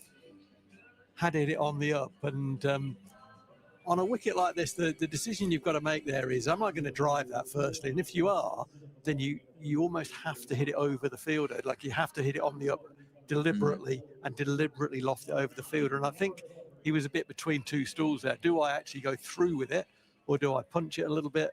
And before he'd made the decision very clearly, it was taken out of his hands because he timed it quite nicely, but actually was trying to decelerate the bat in the end, and it floated, it looped up to a mid-off, and it was a bit of a soft one in the end, but just what Northants needed. Absolutely right. Gareth Roderick in at number 3. Ben Sanderson, unsurprisingly, opening the bowling from the Lynn Wilson Centre. And you were there at New Road, weren't you, when Ben Sanderson clocked up his career best T20 figures earlier this summer? I was indeed, yeah. He keeps doing amazing things, doesn't he? Certainly does. D'Oliveira on strike, Sanderson on the money.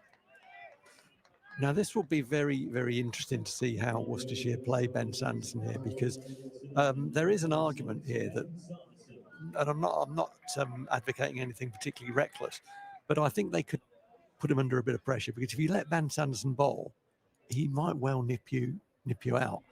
So I think I'd see D'Oliveira coming down the wicket and trying to put him off his length. He does come down the wicket. It's into the thigh pad. Just be a leg by. Yeah, and I mentioned, didn't I, just before, Sanderson could bowl four straight here. If David really wanted him to, he could do that. He's done it before. Well, he could, but if he does, who's going to bowl at the death? Well, that's a valid point. But if the Rapids take him off his length, then he won't get that opportunity to bowl 4 straight. I mean, if he picks up 4 wickets in 4 overs, then brilliant. Worry about the death later on, but long way to go yet. Roderick batting a long way outside of his crease for the first ball of his innings. He was miles down the wicket there, wasn't he? Almost at the point where umpires latterly have started to get involved, and so you're encroaching onto the danger area there. It was almost that far down, wasn't it? I don't know what I feel about that. Well, now they're only going to make the wicket worse for themselves if they do any damage to it at all. I'd let it go, yeah, absolutely. Well, that's just nipped back a touch. Roderick asking for the one. D'Oliveira turning him down. Good start by Ben Sanderson. Just the one leg by conceded. 2 balls left in his opening over. Vasconcelos is at first slip. Is this going to be the slightly wider on the crease, angled in, nip away? It's a ball that he bowls beautifully. Oh, it's a bumper. Good bumper as well. Good pace on that. Good carry. He did go a touch wider on the crease. It's just a mark every time, pretty much every time Ben Sanderson bowls. You know, you could get a bunch of young bowlers and just say, this is how you use the crease. Do this. This is how you turn the ball over and go the other way. This is how you anticipate what the batter's intent is. Just so good. Phenomenal operator, isn't he? One on the money, and starts with a maiden. 3 for 1 after 2. A good start for the Steelbacks.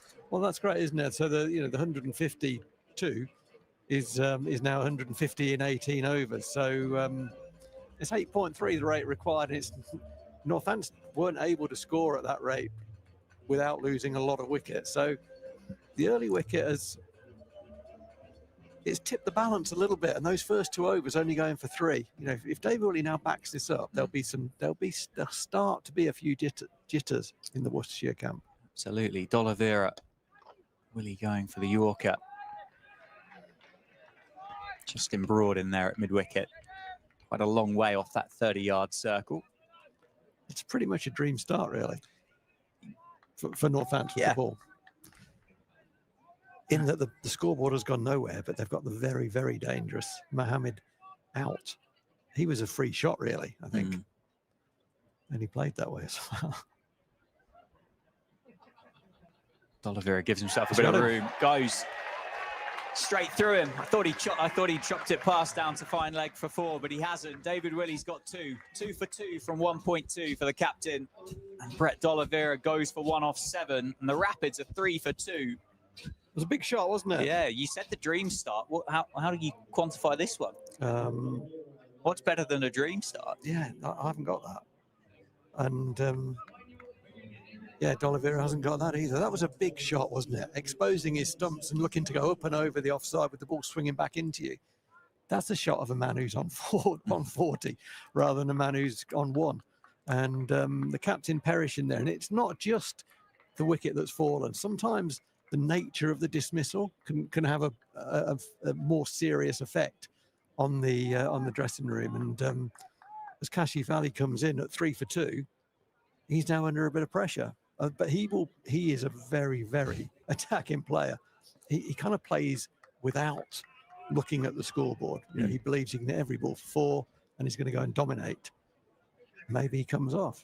Very exciting cricketer, Kashif Ali. David Willey, an equally exciting cricketer.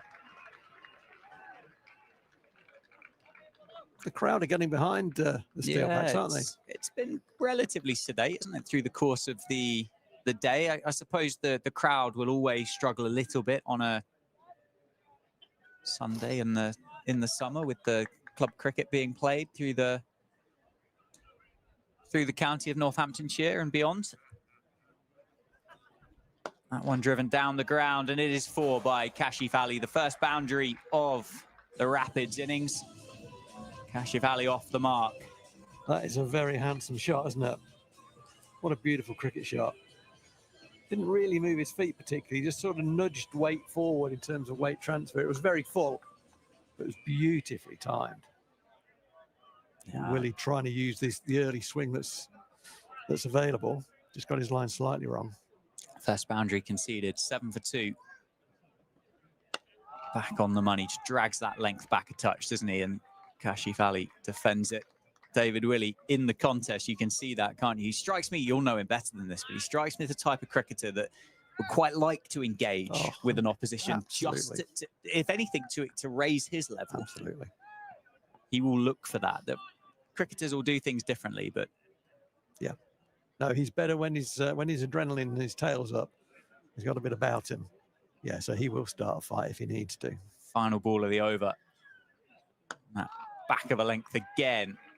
Dot ball to finish the over. Successful over. A round of applause from the Steelbacks faithful. 7 for 2 after 3. David Willey's got both of them. Well, we said, I mean, not exactly the most controversial shout from us halfway through that Northampton needed early wickets, and they've got them. 7 for 2 off 3 overs.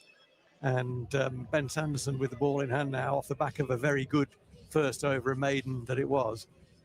If he can now add a wicket to his name, 3 down for less than 10, then I think it's close to even money at that stage. Yeah, I would agree with you. Sanderson, shot.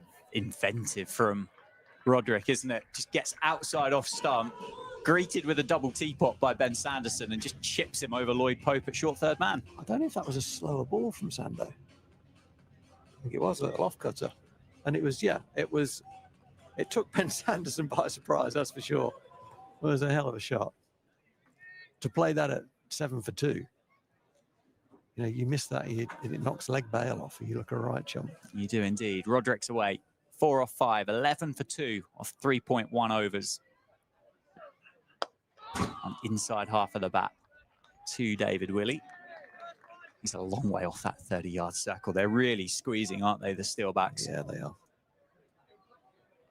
Yeah, you can see from the body language, and obviously we can't hear exactly what's being said, but there's a lot of encouragement there, and Willie is leading that. He's getting in the eye line of the batters, and he's a big presence on the cricket field in every sense, and he's letting these guys know they're in a contest.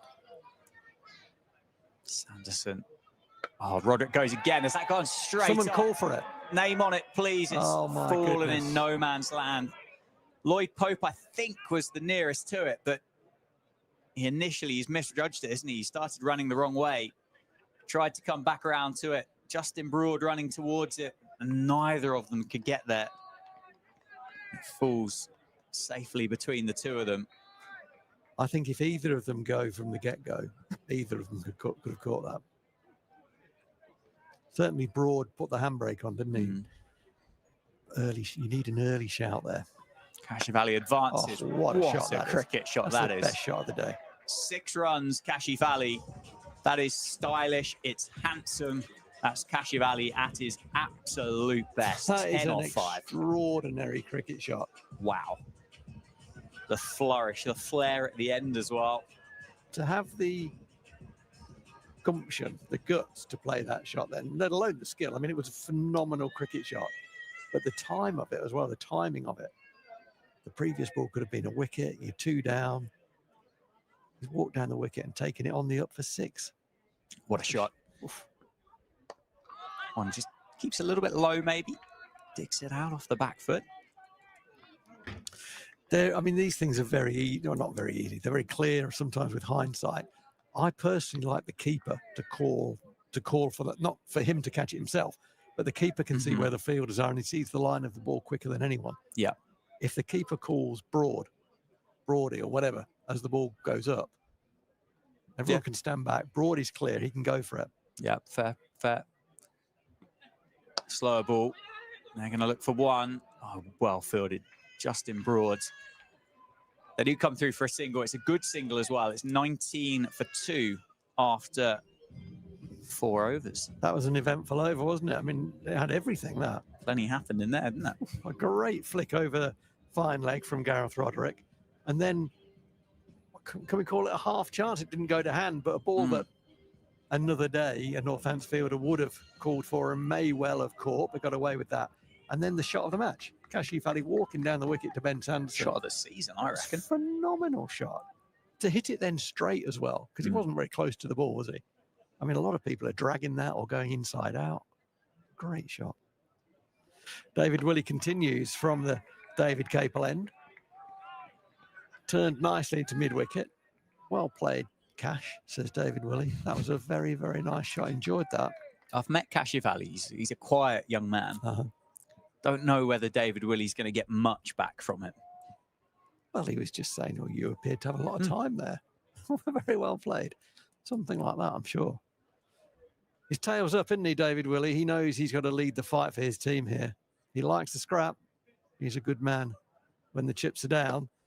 And the chips are down. Ali's gone straight down the ground again. He hasn't really timed that one. He's going to pick up 2. But he's not going to miss out on anything that he can put his hands through, that's for sure. Slip is coming out into the offside. Yeah, he's had some phenomenal innings, hasn't he, since signing that full-time contract at Worcestershire in red ball cricket and white ball cricket. Graduate of the Saka setup. Played a couple of twos games for Northamptonshire as well in that kind of trialling period. He's a very good signing. There's no doubt about that. That's going to be a wide, I think. Yeah, it is. So he's fired up, all right, David Willey. He obviously is the captain of the team. He's the senior player in this side with his international pedigree, no doubt. And he'll know as well as anyone that the 3 consecutive defeats could see by the end of today Northants tumbling out of the top 4, and the top 4 qualify for quarterfinals. And it looked after 6 games and 6 wins that Northants could do nothing but qualify. And suddenly it's possible that 4 games later they might be out of the qualification places. The umpire's having a look at the ball there. Not sure what prompted that. Didn't hit anything. They're just having a look at it, make sure it's okay. And it is okay, thankfully. That's a nice, safe length, isn't it, from Willey? Extraordinary shot that from young Cachiavelli. If he gets out there, he does. I mean, he didn't. He played it beautifully, and it went straight, and it was a big hit as well. It was a beautiful cricket shot. But it took some nerve to play that shot at that time, and good on him. I said he plays without the scoreboard. He certainly did that there. Oh, I thought that one had nipped back through. got the thicker inside half of the bat, but just the one very well fielded. I think coming off the boundary, George Bartlett. It's kind of that point of the season, isn't there, where that kind of qualification jeopardy adds quite a contributing factor, really. And Northamptonshire, the Steelbacks, they don't know whether worried about it will be something, but they will be thinking about those 3 consecutive defeats at home here and thinking, okay, we might have to really kind of knuckle down here. Worcestershire have got 12 points from their 9 games. Possibly not thinking about qualification. The race could well be run there. It's quite close at the top with the Bears on 20 points. It's kind of like 2 tables, fifth. isn't it? Yeah. There's a gap. And I mean, it would be quite remarkable, I think, from this stage for the Rapids to sneak into that 4th place position. They're 2.5 games behind, aren't they, with the 4 points per win. Actually, they've got the freedom. They can play. Yeah, that does help. There's no question. Yeah, playing without expectation, playing without the pressure of qualification, they could end up having a run of 4 wins and be up there without even knowing about it. It'd be interesting to know. I don't know whether you know. I don't think so. We spoke about it before, that Adam Ho's not in this side. I'm assuming that's an injury. I hope it's not too serious. He's a big player in this Rapids team and in Worcestershire cricket overall. Last ball of this 3rd over from David Willey, back of a length, turned nicely into mid-wicket. They're going to get 2. Previously, Ali has found the fielder on the single, stopping the single a couple of times. This time he beats him to his left, so he picks up 2. He goes on 16. Gareth Roderick, who will be on strike, is on 6. 26 for 2 after 5 overs. 8.5 the run rate required. Under any normal circumstances, you would think, well, yeah, just nurse their way through the next few overs, build a quiet partnership. But wickets have fallen in clutches. I think that's the discussion that Cash Ali's having with David Willey there as he walks back to his fielding position at mid-on. Justin Broad is going to replace Ben Sanderson at the Lynn Wilson end. Bit of a golden arm, I think. Justin Broad, he's better than that. He's a very good seamer, but he does pick up wickets. All some very good balls.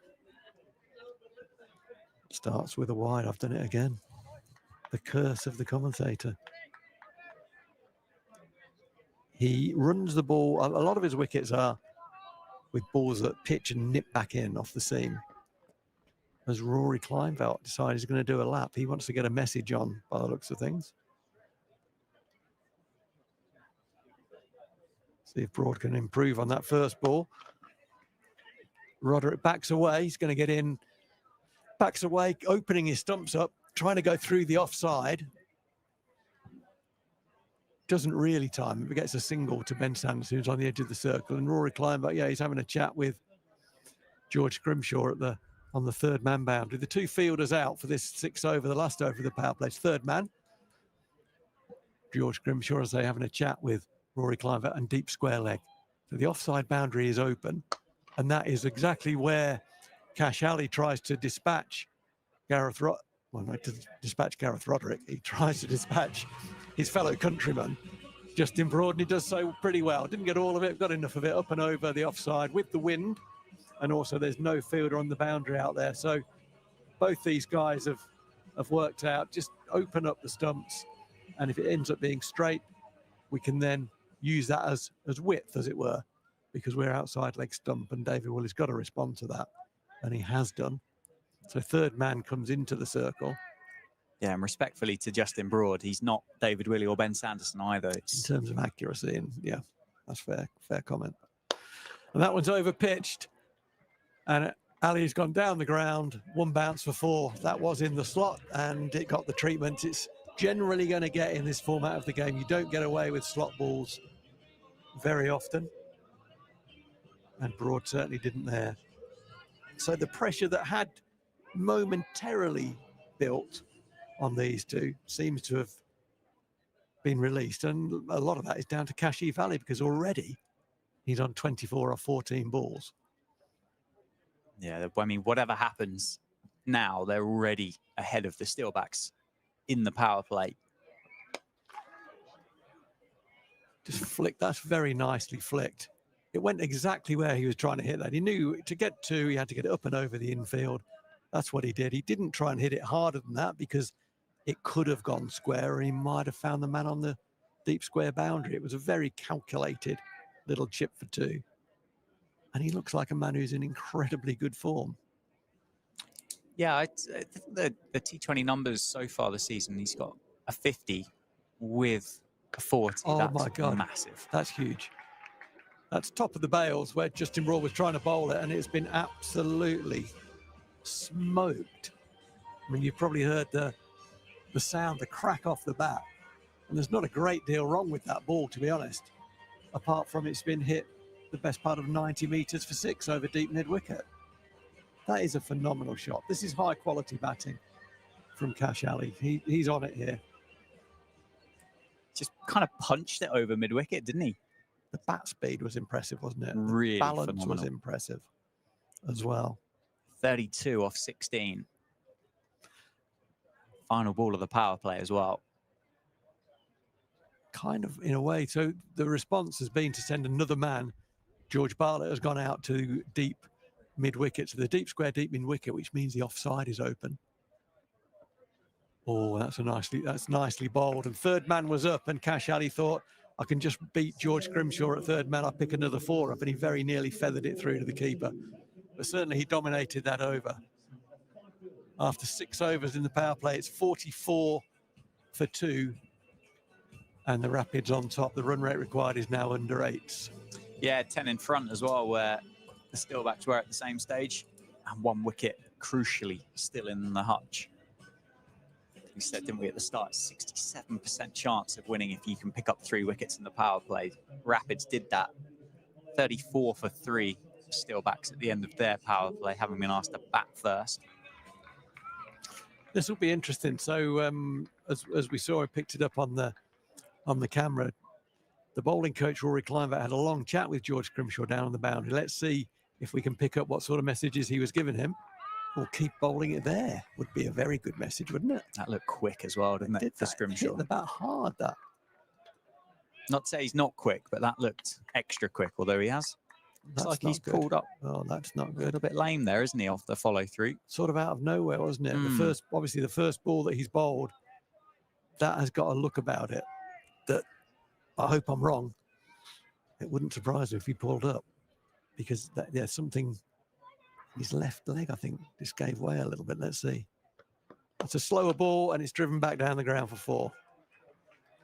Nice batting from Gareth Roderick. He was deep in his crease. It was over-pitched.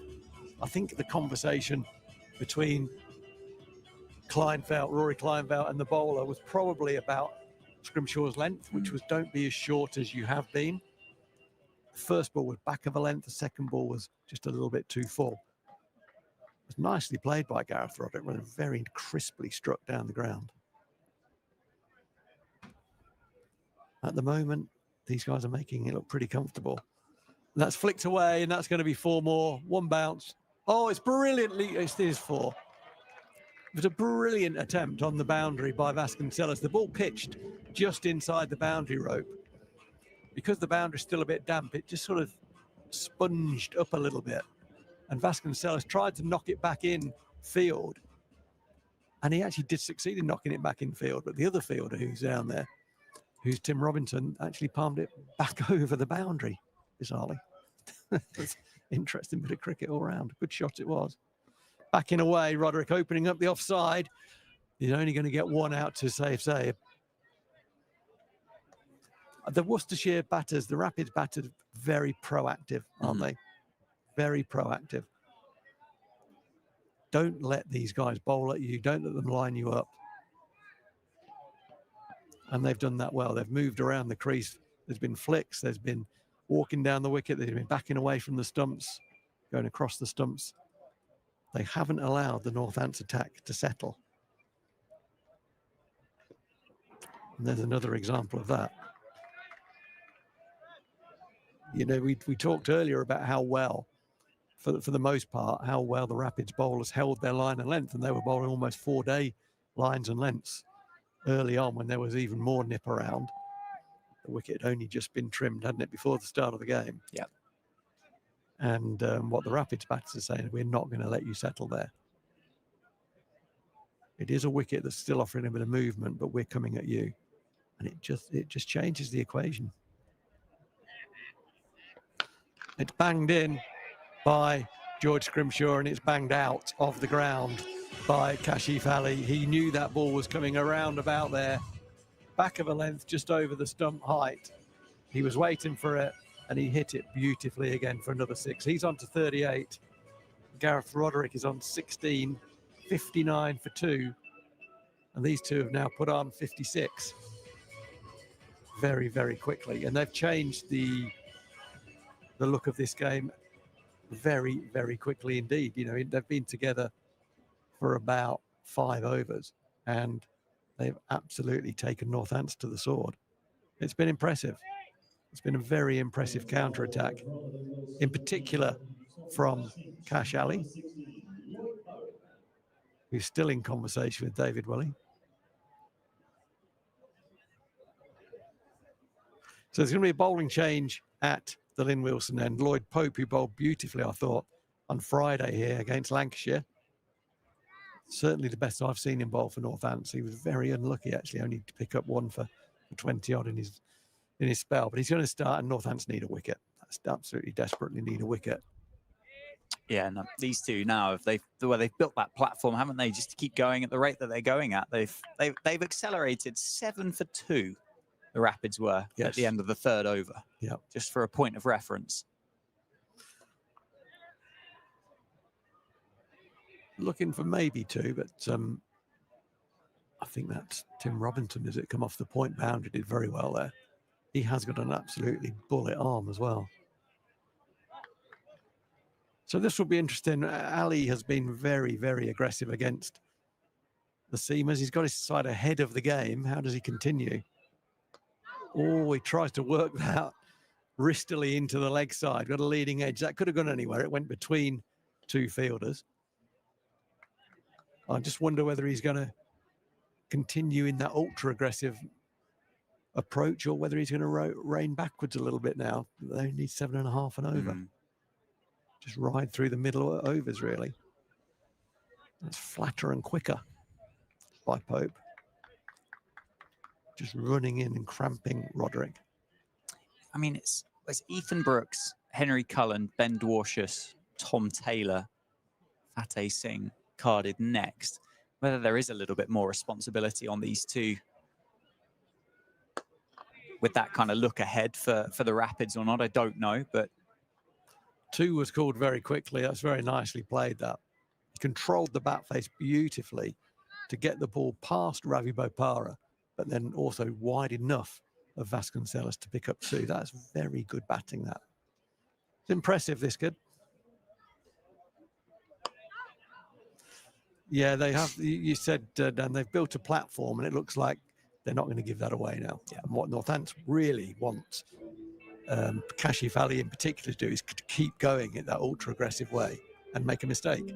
He's not going to do that. Yeah, you spoke about Joss Butler, didn't you, on Friday night, about it's innings and shots of a man that wants to be there at the end, carrying the stump off, and it's turning that way, isn't it, for Kashif Ali? He's built that platform. He's 41 off 22. I mean, it's all very well, you know, being ultra aggressive and stuff, but you've got to then have the skill to execute the shots, and he has that. There's no question about that. He's played some of the shots of the day, maybe some of the best shots I've seen. The straight drive from Ben Sanderson was an absolutely beautiful cricket shot. It certainly was one of the best that you'll see all year. And I mean, the Rapids are a long way in front now, 19 clear of where the Steelbacks were at the same stage after 8 overs. 45 for 3 on the board for the home side as Scrimshaw continues, gone for 15 off his first over, and that's going to go make it 21 from the first ball of his second, and he shakes his head in disgust as Kashif Ali dispatches that for 6. 48 off 23 now. Now, clearly, I don't know this. I don't know where George Scrimshaw was trying to bowl that ball. I can't believe he was trying to bowl it there. I think he was probably trying to bowl at sort of bail height, back of a length. And if that's right, then he's missed his length by a very long way. 48 off 23 for Kashif Ali. 3 4s and 4 6s in that innings. At the moment, 71 for 2 off 8.1.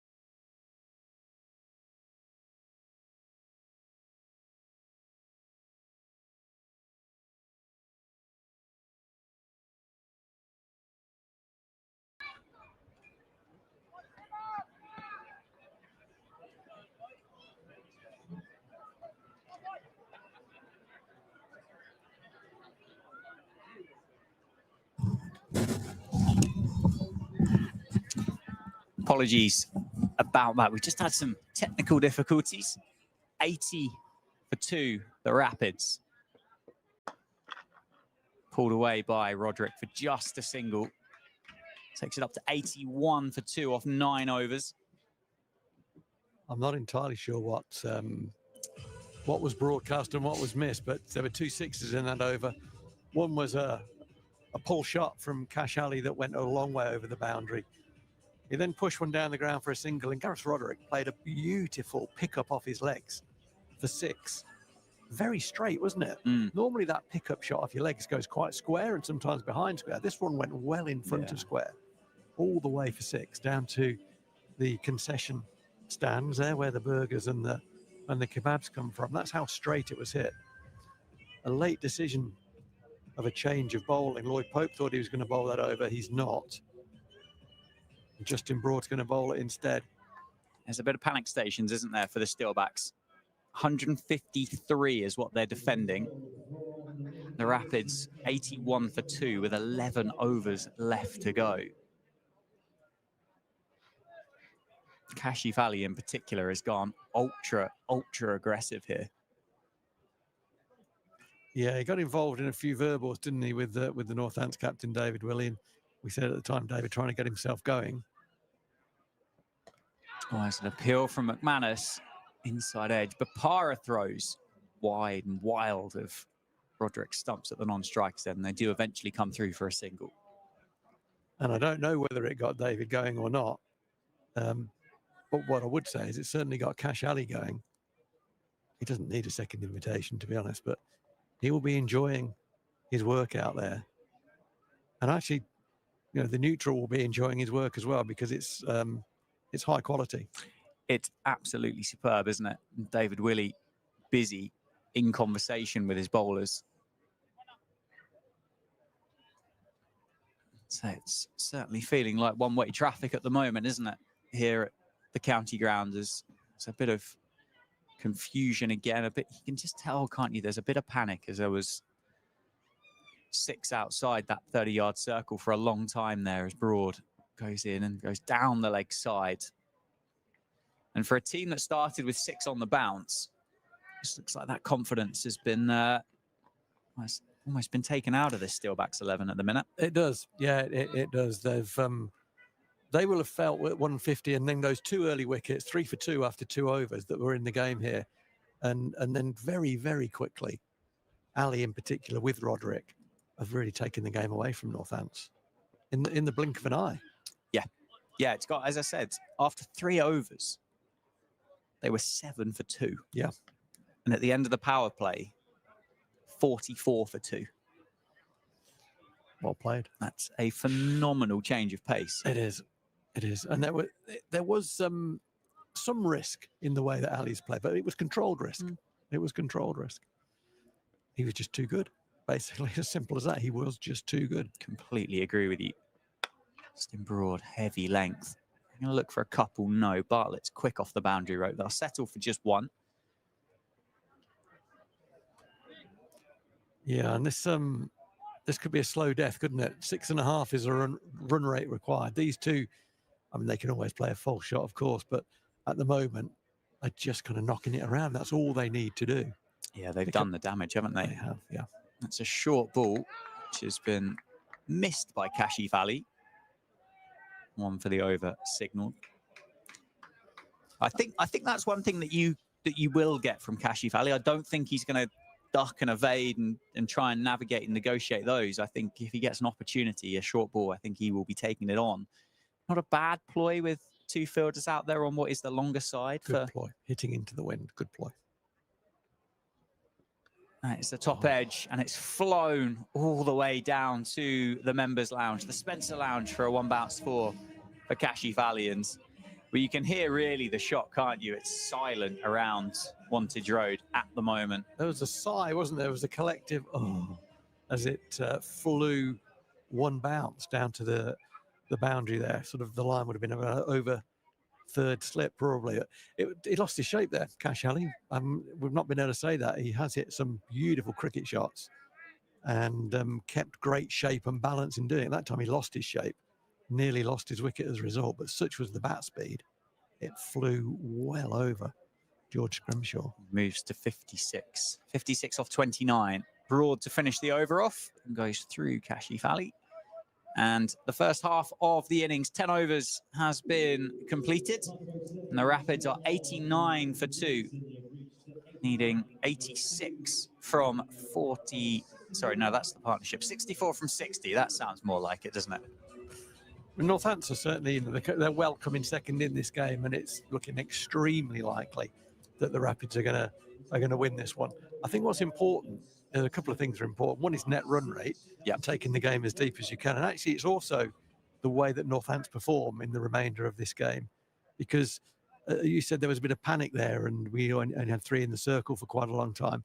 Actually, let's get back to basics. Let's get some control. Let's do the things that we want to do as well as we can, because there's a long way to go in this campaign yet. And what you don't want to do is have a performance, a wheels-off performance at this stage. There's a few games now back, not quite back-to-back, but there's a few games in the next week. And as much as possible, go into that knowing that you've at least put a good professional performance out there, rather than it's actually gone to pot and we've dialed in and got beaten comfortably. That's a great shot. That is massive.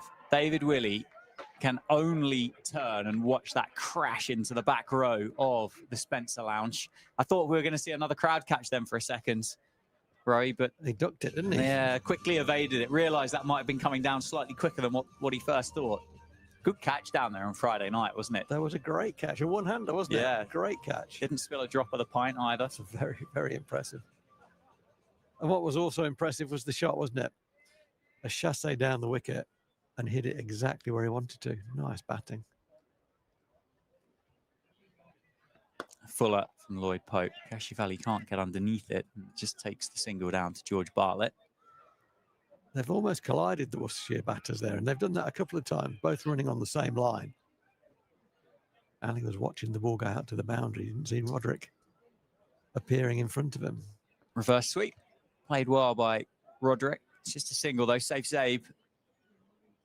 Boundary. So it's 56, 55 required from 56 deliveries. So it's under a run of ball now for the Rapids. That one's pulled away, dragged down. I think that's going to be 4, is it? It is. It splits the two fielders down there on the leg side perfectly. A real drag down from Lloyd Pope. And there's a fair few double teapots out there for the Steelbacks.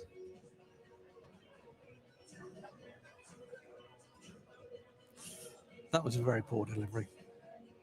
You know, the level that Lloyd Pope operates, that he will know that's a really poor delivery. On the money, but treated with the same disdain by Kashivali as he has been throughout the course of his innings. 100 up for Worcestershire, 10.4 overs in comparison. Steelbacks took 14.4 overs. They've got their 24 balls earlier than what the Steelbacks were able to do.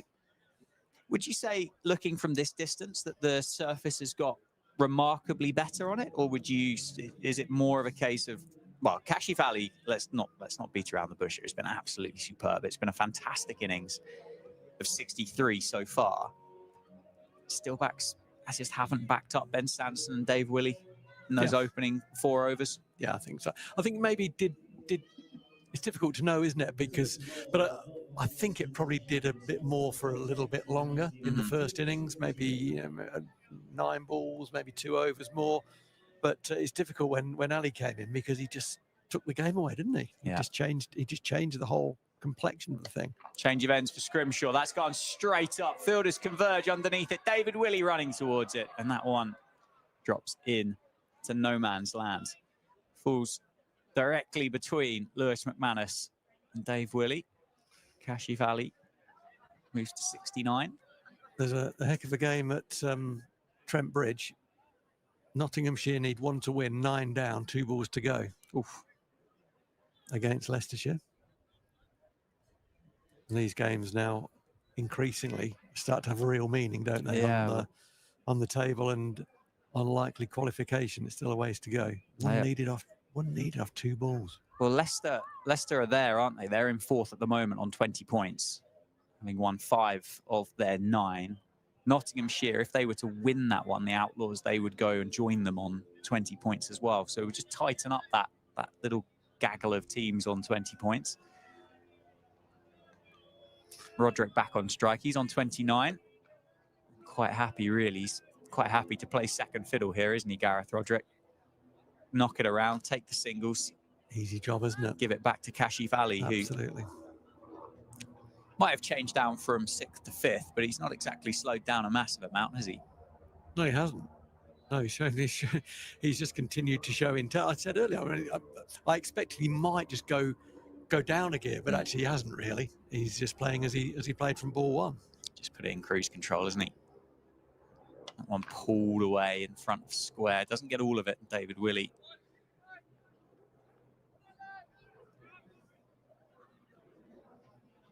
Gets that one in front of George Bartlett. It's interesting that George Scrimshaw generally bowls from the David Capel end, and generally bowls kind of back of a length into the wicket. But he's been dispatched leg side with the wind a bit, and actually coming on from this end, from the Lynn Wilson end, he's not really altered his general length. That one was a bit fuller, and it's been more difficult to get him away. So perhaps on reflection, he could have started from this end with that tactic in mind. Yeah, they say hindsight's wonderful. I'm not strictly sure I agree with the statement, but certainly the change of end seems to have helped him a touch. Well, what I'm suggesting is it was something that could have been anticipated. That's really, yeah. 2 balls left in the over. Slower ball, well played. Just guided down to Justin Broad takes the single. Comfortable, isn't it? 46 or 49. That's 100 partnership. Oh, That came up last, ages ago. 4 runs ago. Notts have beaten Leicestershire. So that does tighten it up a little bit there, doesn't it? And Derbyshire have beaten Yorkshire. Chased down 200 for 3 down. Well, they're 2 of the 3 sides at the bottom of that North group. Or before this game anyway, all equal on 12 points with Worcestershire. That's Kashi Valley giving himself a bit of room. That's great length. That was a great, that is exactly the length he has to bowl. And with Ali batting, you get such little margin, but he was right on the money there to finish that over. But you can see from the body language of the Northants players and the lack of noise in the crowd that everyone with hopes for Northamptonshire in this game no longer has that hope. With 8 overs remaining, Worcestershire need 46 to win at a run rate of 5.8. The 2 men at the crease have put on 100 already. David Willey's brought himself back in the hope of making something happen. This will be his last over. It's his 4th. He's bowled pretty well, but he wants to try and make some inroads, give his team some glimmer of hope. It would be an amazing victory from here, that's for sure. A hopeful appeal rather than any real expectation, as Roderick got down on one knee. He plays that sweep off the seamers pretty well generally. Missed that one, leg by. And Rob Bailey explaining why he gave it not out. Too high. Pitched outside leg. Missing the stumps. Yeah. Amongst some of the reasons. Yeah. Still just the 4 men in the circle. I think that's understandable because you suspect that if Ali's going to be out, it'll be out caught by a boundary man. Oh, that's very well bowled. He smashed that ball into his foot and is regretting that now. It was very well bowled. It was almost a perfect Yorker. They're so painful, aren't they, those ones? That you wouldn't have thought down that area of those batting pads that you'd ever be able to squeeze a cricket ball behind one. But with general consistency, you somehow manage to middle the ball into the outside of your ankle. And Kashi Valley's paying the price for that. And that looks sore, doesn't it? That's really hurt him, hasn't it? He's been in the wars. So we mentioned about the finger injury that he picked up at Trent Bridge earlier this year. He left the ground with blood pouring from his hand. It was that unpleasant of an injury. And well, now he's had to call the physio out, and he's hobbling around at Wantage Road, he's timed the ball very well, hasn't he, through the course of this things. I reckon that one there, he might have timed the ball as best of all of them. It was a good delivery, wasn't it? And I mean, the bat speed that he generates is pretty impressive, let alone whatever else he does. But on that occasion, perhaps a bit of late swing, and he was cramped a little bit, and he hammered it off the thick inside edge into, as you say, into his left ankle. Bit of freeze spray is what's required, I suspect. The magic spray. That'll make it all better. It's when you take your sock off and you can see the seam down the center of the bruise, can't you? And you go, "Ooh, it's I've hit that one quite well." Anyway, it's 45 required from 46 for the Rapids. Kashi Valley 70 off 38. He's certainly not going to want to leave, is he? Leave the arena. It's his highest score in T20 cricket as well, just surpassing his previous best of 69. His third 50 as well in his career. Career strike rate of 130. I generally thought it would be a bit higher than that. Not based on what I've seen today, but just based on what I've seen throughout the course of his career. Yeah, absolutely. That is surprising. That's only going to go one way, isn't it, that? I would imagine so, yeah. 688 runs before this game from 33 innings. There's still some of the results to come in, aren't there? But just looking at the table whilst we have this break in play, by the end of this round of games, there are going to be 6 teams within 8 points of each other. Nottinghamshire will be in 6th place. They're on 20 points. We know Northampton on 24 points, and Lancashire will probably stay top of the table on 28 points. So that's really very, very tight. And yeah, the fourth, which it looks like Northants are going to defeat in this game, that'll be 4 on the bounce. And yeah, the virtually automatic qualification that seemed at one point very, very likely now looks anything but a given. They're going to have to dig deep and regroup quickly. They are indeed. Or see if there's any lasting effect from that previous delivery. Change of angle for David Willey there. Well, it's an outside edge and it's flown past Lewis McManus, much to the disgust of the Steelbacks skipper. It's running, isn't it, for the Rapids? 74 off 39 now, Kashi Valley. I mean, it was a low full toss. And it was a poor delivery, wasn't it? Came round the wicket trying to change the angle, probably targeting his left ankle from round the wicket. He tried to bowl a Yorker, I think, David Willey, whether it was a straight Yorker or a wide Yorker.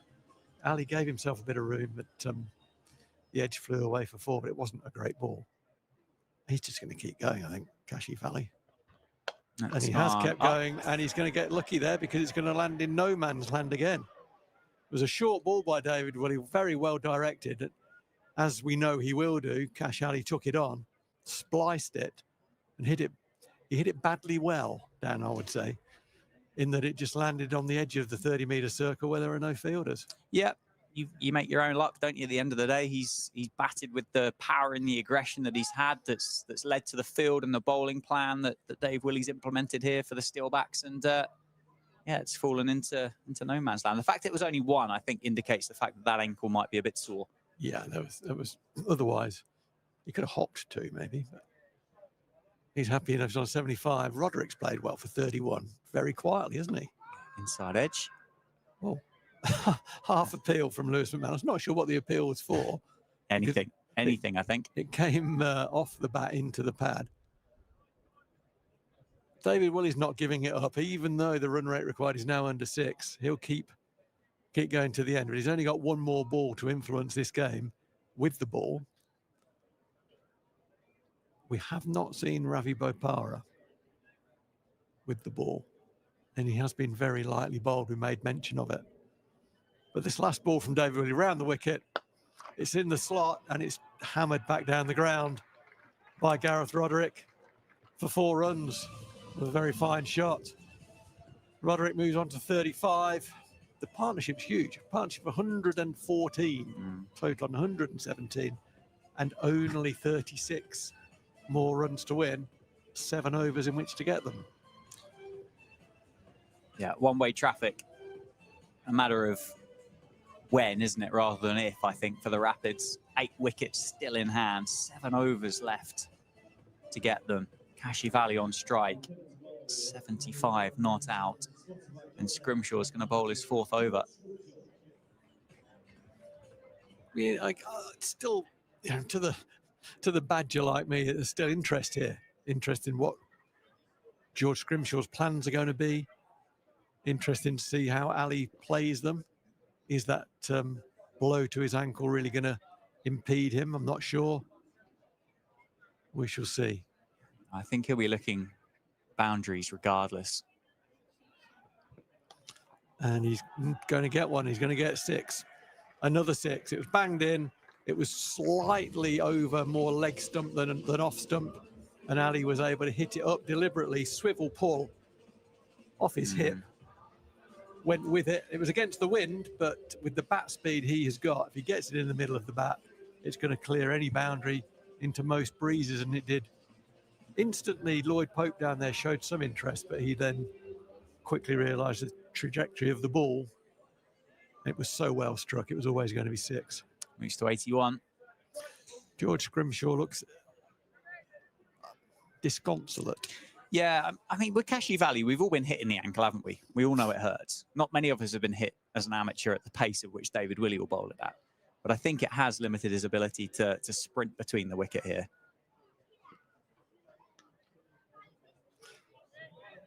A little nudge from the umpire. His head went, look, no, it's not a wide. I think Ali backed away, which shouldn't make any difference to the wide line. Maybe George Scrimshaw got the sympathy vote there, possibly. Ali on 81, Danny, he'll have 100 in mind, won't he? Exactly. Well, There's 30 needed. He needs 19, obviously, for 100. And the way it's going, he's likely to get there. With shots like that, he's very likely to get there. David Willey chased that as like a man possessed and nearly made an incredible job of getting there. When it was hit, I thought, well, there's no way David Willey can reach that ball. And he very nearly did. Running back from his position at mid-on in the circle. The ball bounced, what, about 10 yards in from the boundary edge, and Willey nearly caught up with it. Yeah, hung in the air for a while, didn't it? It did. It just didn't, maybe got a bit high on the bat, got a bit early through it. David Willey, well, he doesn't give up much, does he? He doesn't. As the Steelbacks skipper. And again, you could hear that was not quite middle, but that one is going to go away for 4, up and over mid-off. So again, it was a bit in the slot, to be honest. And I think Scrimshaw really has struggled with finding any consistent length. He's just sort of rehearsing the shot that Ali just played against him. Yeah. I think we said off air, actually, when we were chatting off air, there hasn't been 100 yet in the... well, there hadn't been, I don't think. I don't know whether anybody's gone and clocked one up today or in the last... Or in the last 2 rounds, but certain there hadn't been. I'm sure it was Adam Hose's 99 was the highest score. Top spin forehand. Wimbledon's on at the minute, and that was a top spin forehand from Ali. Has a look at the bottom of his bat. It was a slower ball. Nicely bowled, George Grimshaw. Took pace off it. Ali went early and decelerated the bat and then just rolled his wrists on it. It was nicely controlled. So there has been 2. Oh, have there? 2 for Kent. Tawanda Muyeye and Daniel Bell Drummond have both got exactly 100. Okay, well, not in the North group. No. We can make that stat work. Last ball of this over from Scrimshaw. Trying to go up and over the offside. They've targeted areas to hit very well. I mean, he didn't hit that ball, but it was well targeted. I think Roderick's thinking, well, you know, they want me to hit into the leg side where all the fielders are. I'm just going to open the stumps up and go through the offside. And both these guys haven't really paid a lot of attention to their stumps. And that's probably a nod towards that George Scrimshaw doesn't target the stumps. Generally, his length is over the stumps. And the Worcestershire batters have said, well, if that's the case, then I can go either side and I'm not going to get bowled if I miss it. They haven't missed much. Ben Sanderson, he can do no wrong, can he really, on a cricket field at the moment, Ben Sanderson. Last roll of the dice, isn't it, really? But Ali is in and going. He's on 88.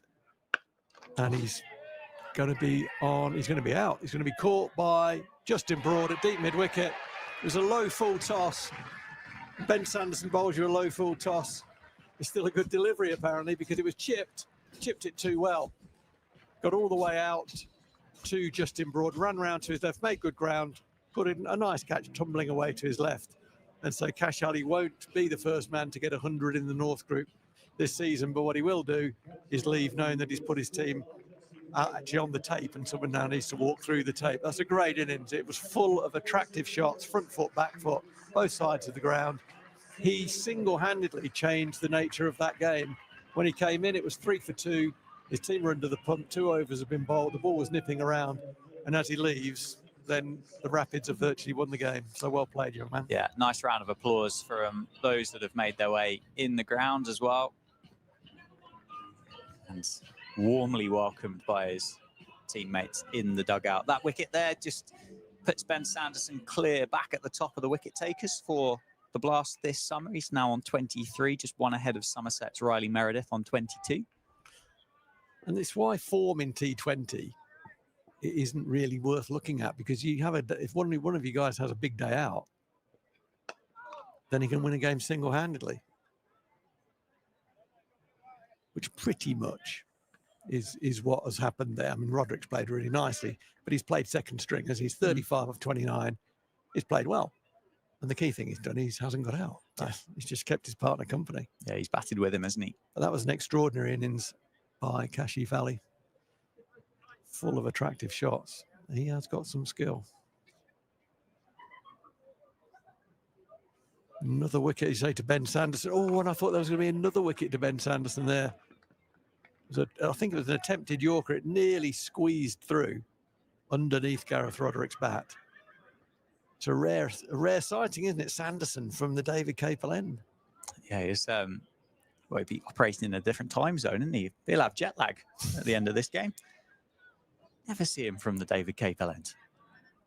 Do you know, I reckon there's a fair chance that there's a rename the Ben Sanderson end, not from obviously from this end. Yes. Oh, yeah. Obviously from this end, but yes, I don't.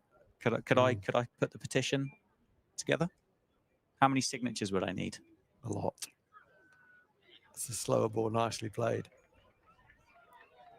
Yeah. Well, Lynn Wilson, you won't know. Lynn Wilson, ex-chairman and president of the club, and big supporter of the club for many, many years in all manner of ways, including financially, and the family still supporters of the club. So I think it would take some shifting. Maybe we can get him a stand. We'll find something out. We'll find something. Yeah, find something. It's gone all the way down to, oh, that's a good catch. That's a really good low catch by George Grimshaw. Yeah, that's very nice cricket. Gareth Roderick just looking down saying, did you catch that? It was really low. It was a low catch. George Grimshaw's a good guy. And so is Gareth Roderick. He was happy to go off once George Grimshaw had given him the thumbs up. Isn't that refreshing to see in the game? There's a lot of cricketers, a heck of a lot of cricketers who would have stood and made the umpires make a decision there. And it would have been a hard decision for the umpires to make. But Roderick, ex-teammate of George Grimshaw, is happy to go on the nod from them. That's good to see. It was a low, like a ramp sweep, wasn't it? Just a little paddle sweep. And I don't think he had any idea that it would reach all the way down to Grimshaw, who came in off the boundary and caught it low in front of him. It was a good catch. Another wicket to Ben Sanderson, another full toss. Yeah, up to 24 now for Ben Sanderson. 6 for 8 would go well now, wouldn't it? Hey, never say never. Never. Do you think? 2 men in? Well, no, not 2 men in. Zero. Brooks has got 2, hasn't he? Does Sanderson strike twice? We had a bit of thunder and lightning here. We did. Earlier this morning, which contributed to the washout between the Steelbacks and the Rapids women's T20 fixture at 11 o'clock this morning. 2 for 15 now, Sando. Little nip backer. Oh, that was a slower ball. It dropped on Cullen. He was good enough just to drop a bat on it as well. But Sanderson just is making things happen. Almost whatever he does at the moment. Good for George Grimshaw. He's had a quiet day there. He's gone for nearly 50 from his 4 overs. And I think you'd be forgiven there if you were down on the boundary edge, looking at your bootlaces and kicking the turf. But he's made a phenomenal effort to make that catch. Yeah, as good as what we saw from Isaac Mohammed earlier today.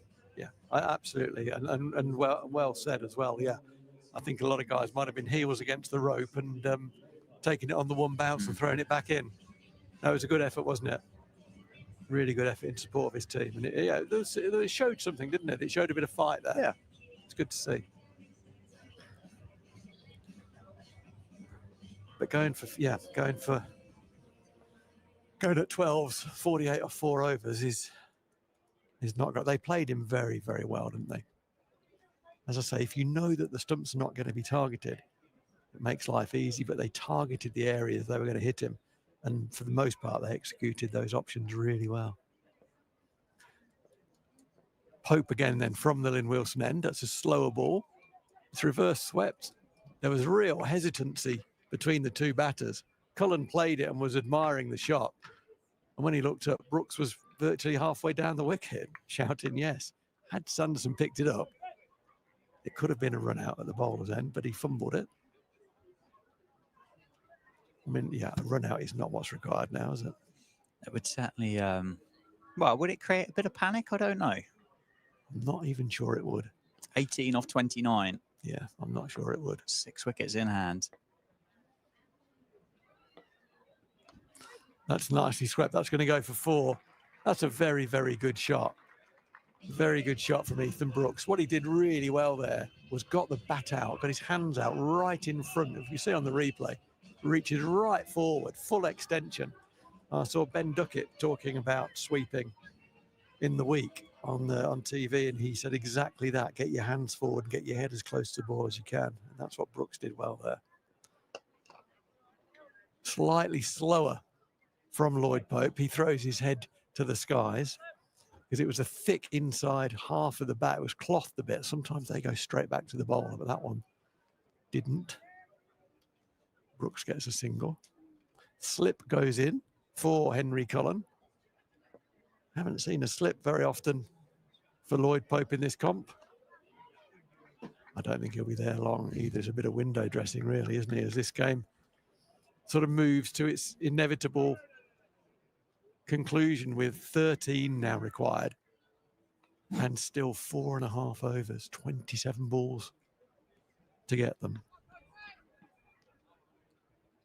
It would be nice if Northants could take a couple with them, take the game as long as they can, really. You just feel like with 6 teams now really tight in this division, that fourth place could come down to net run rate.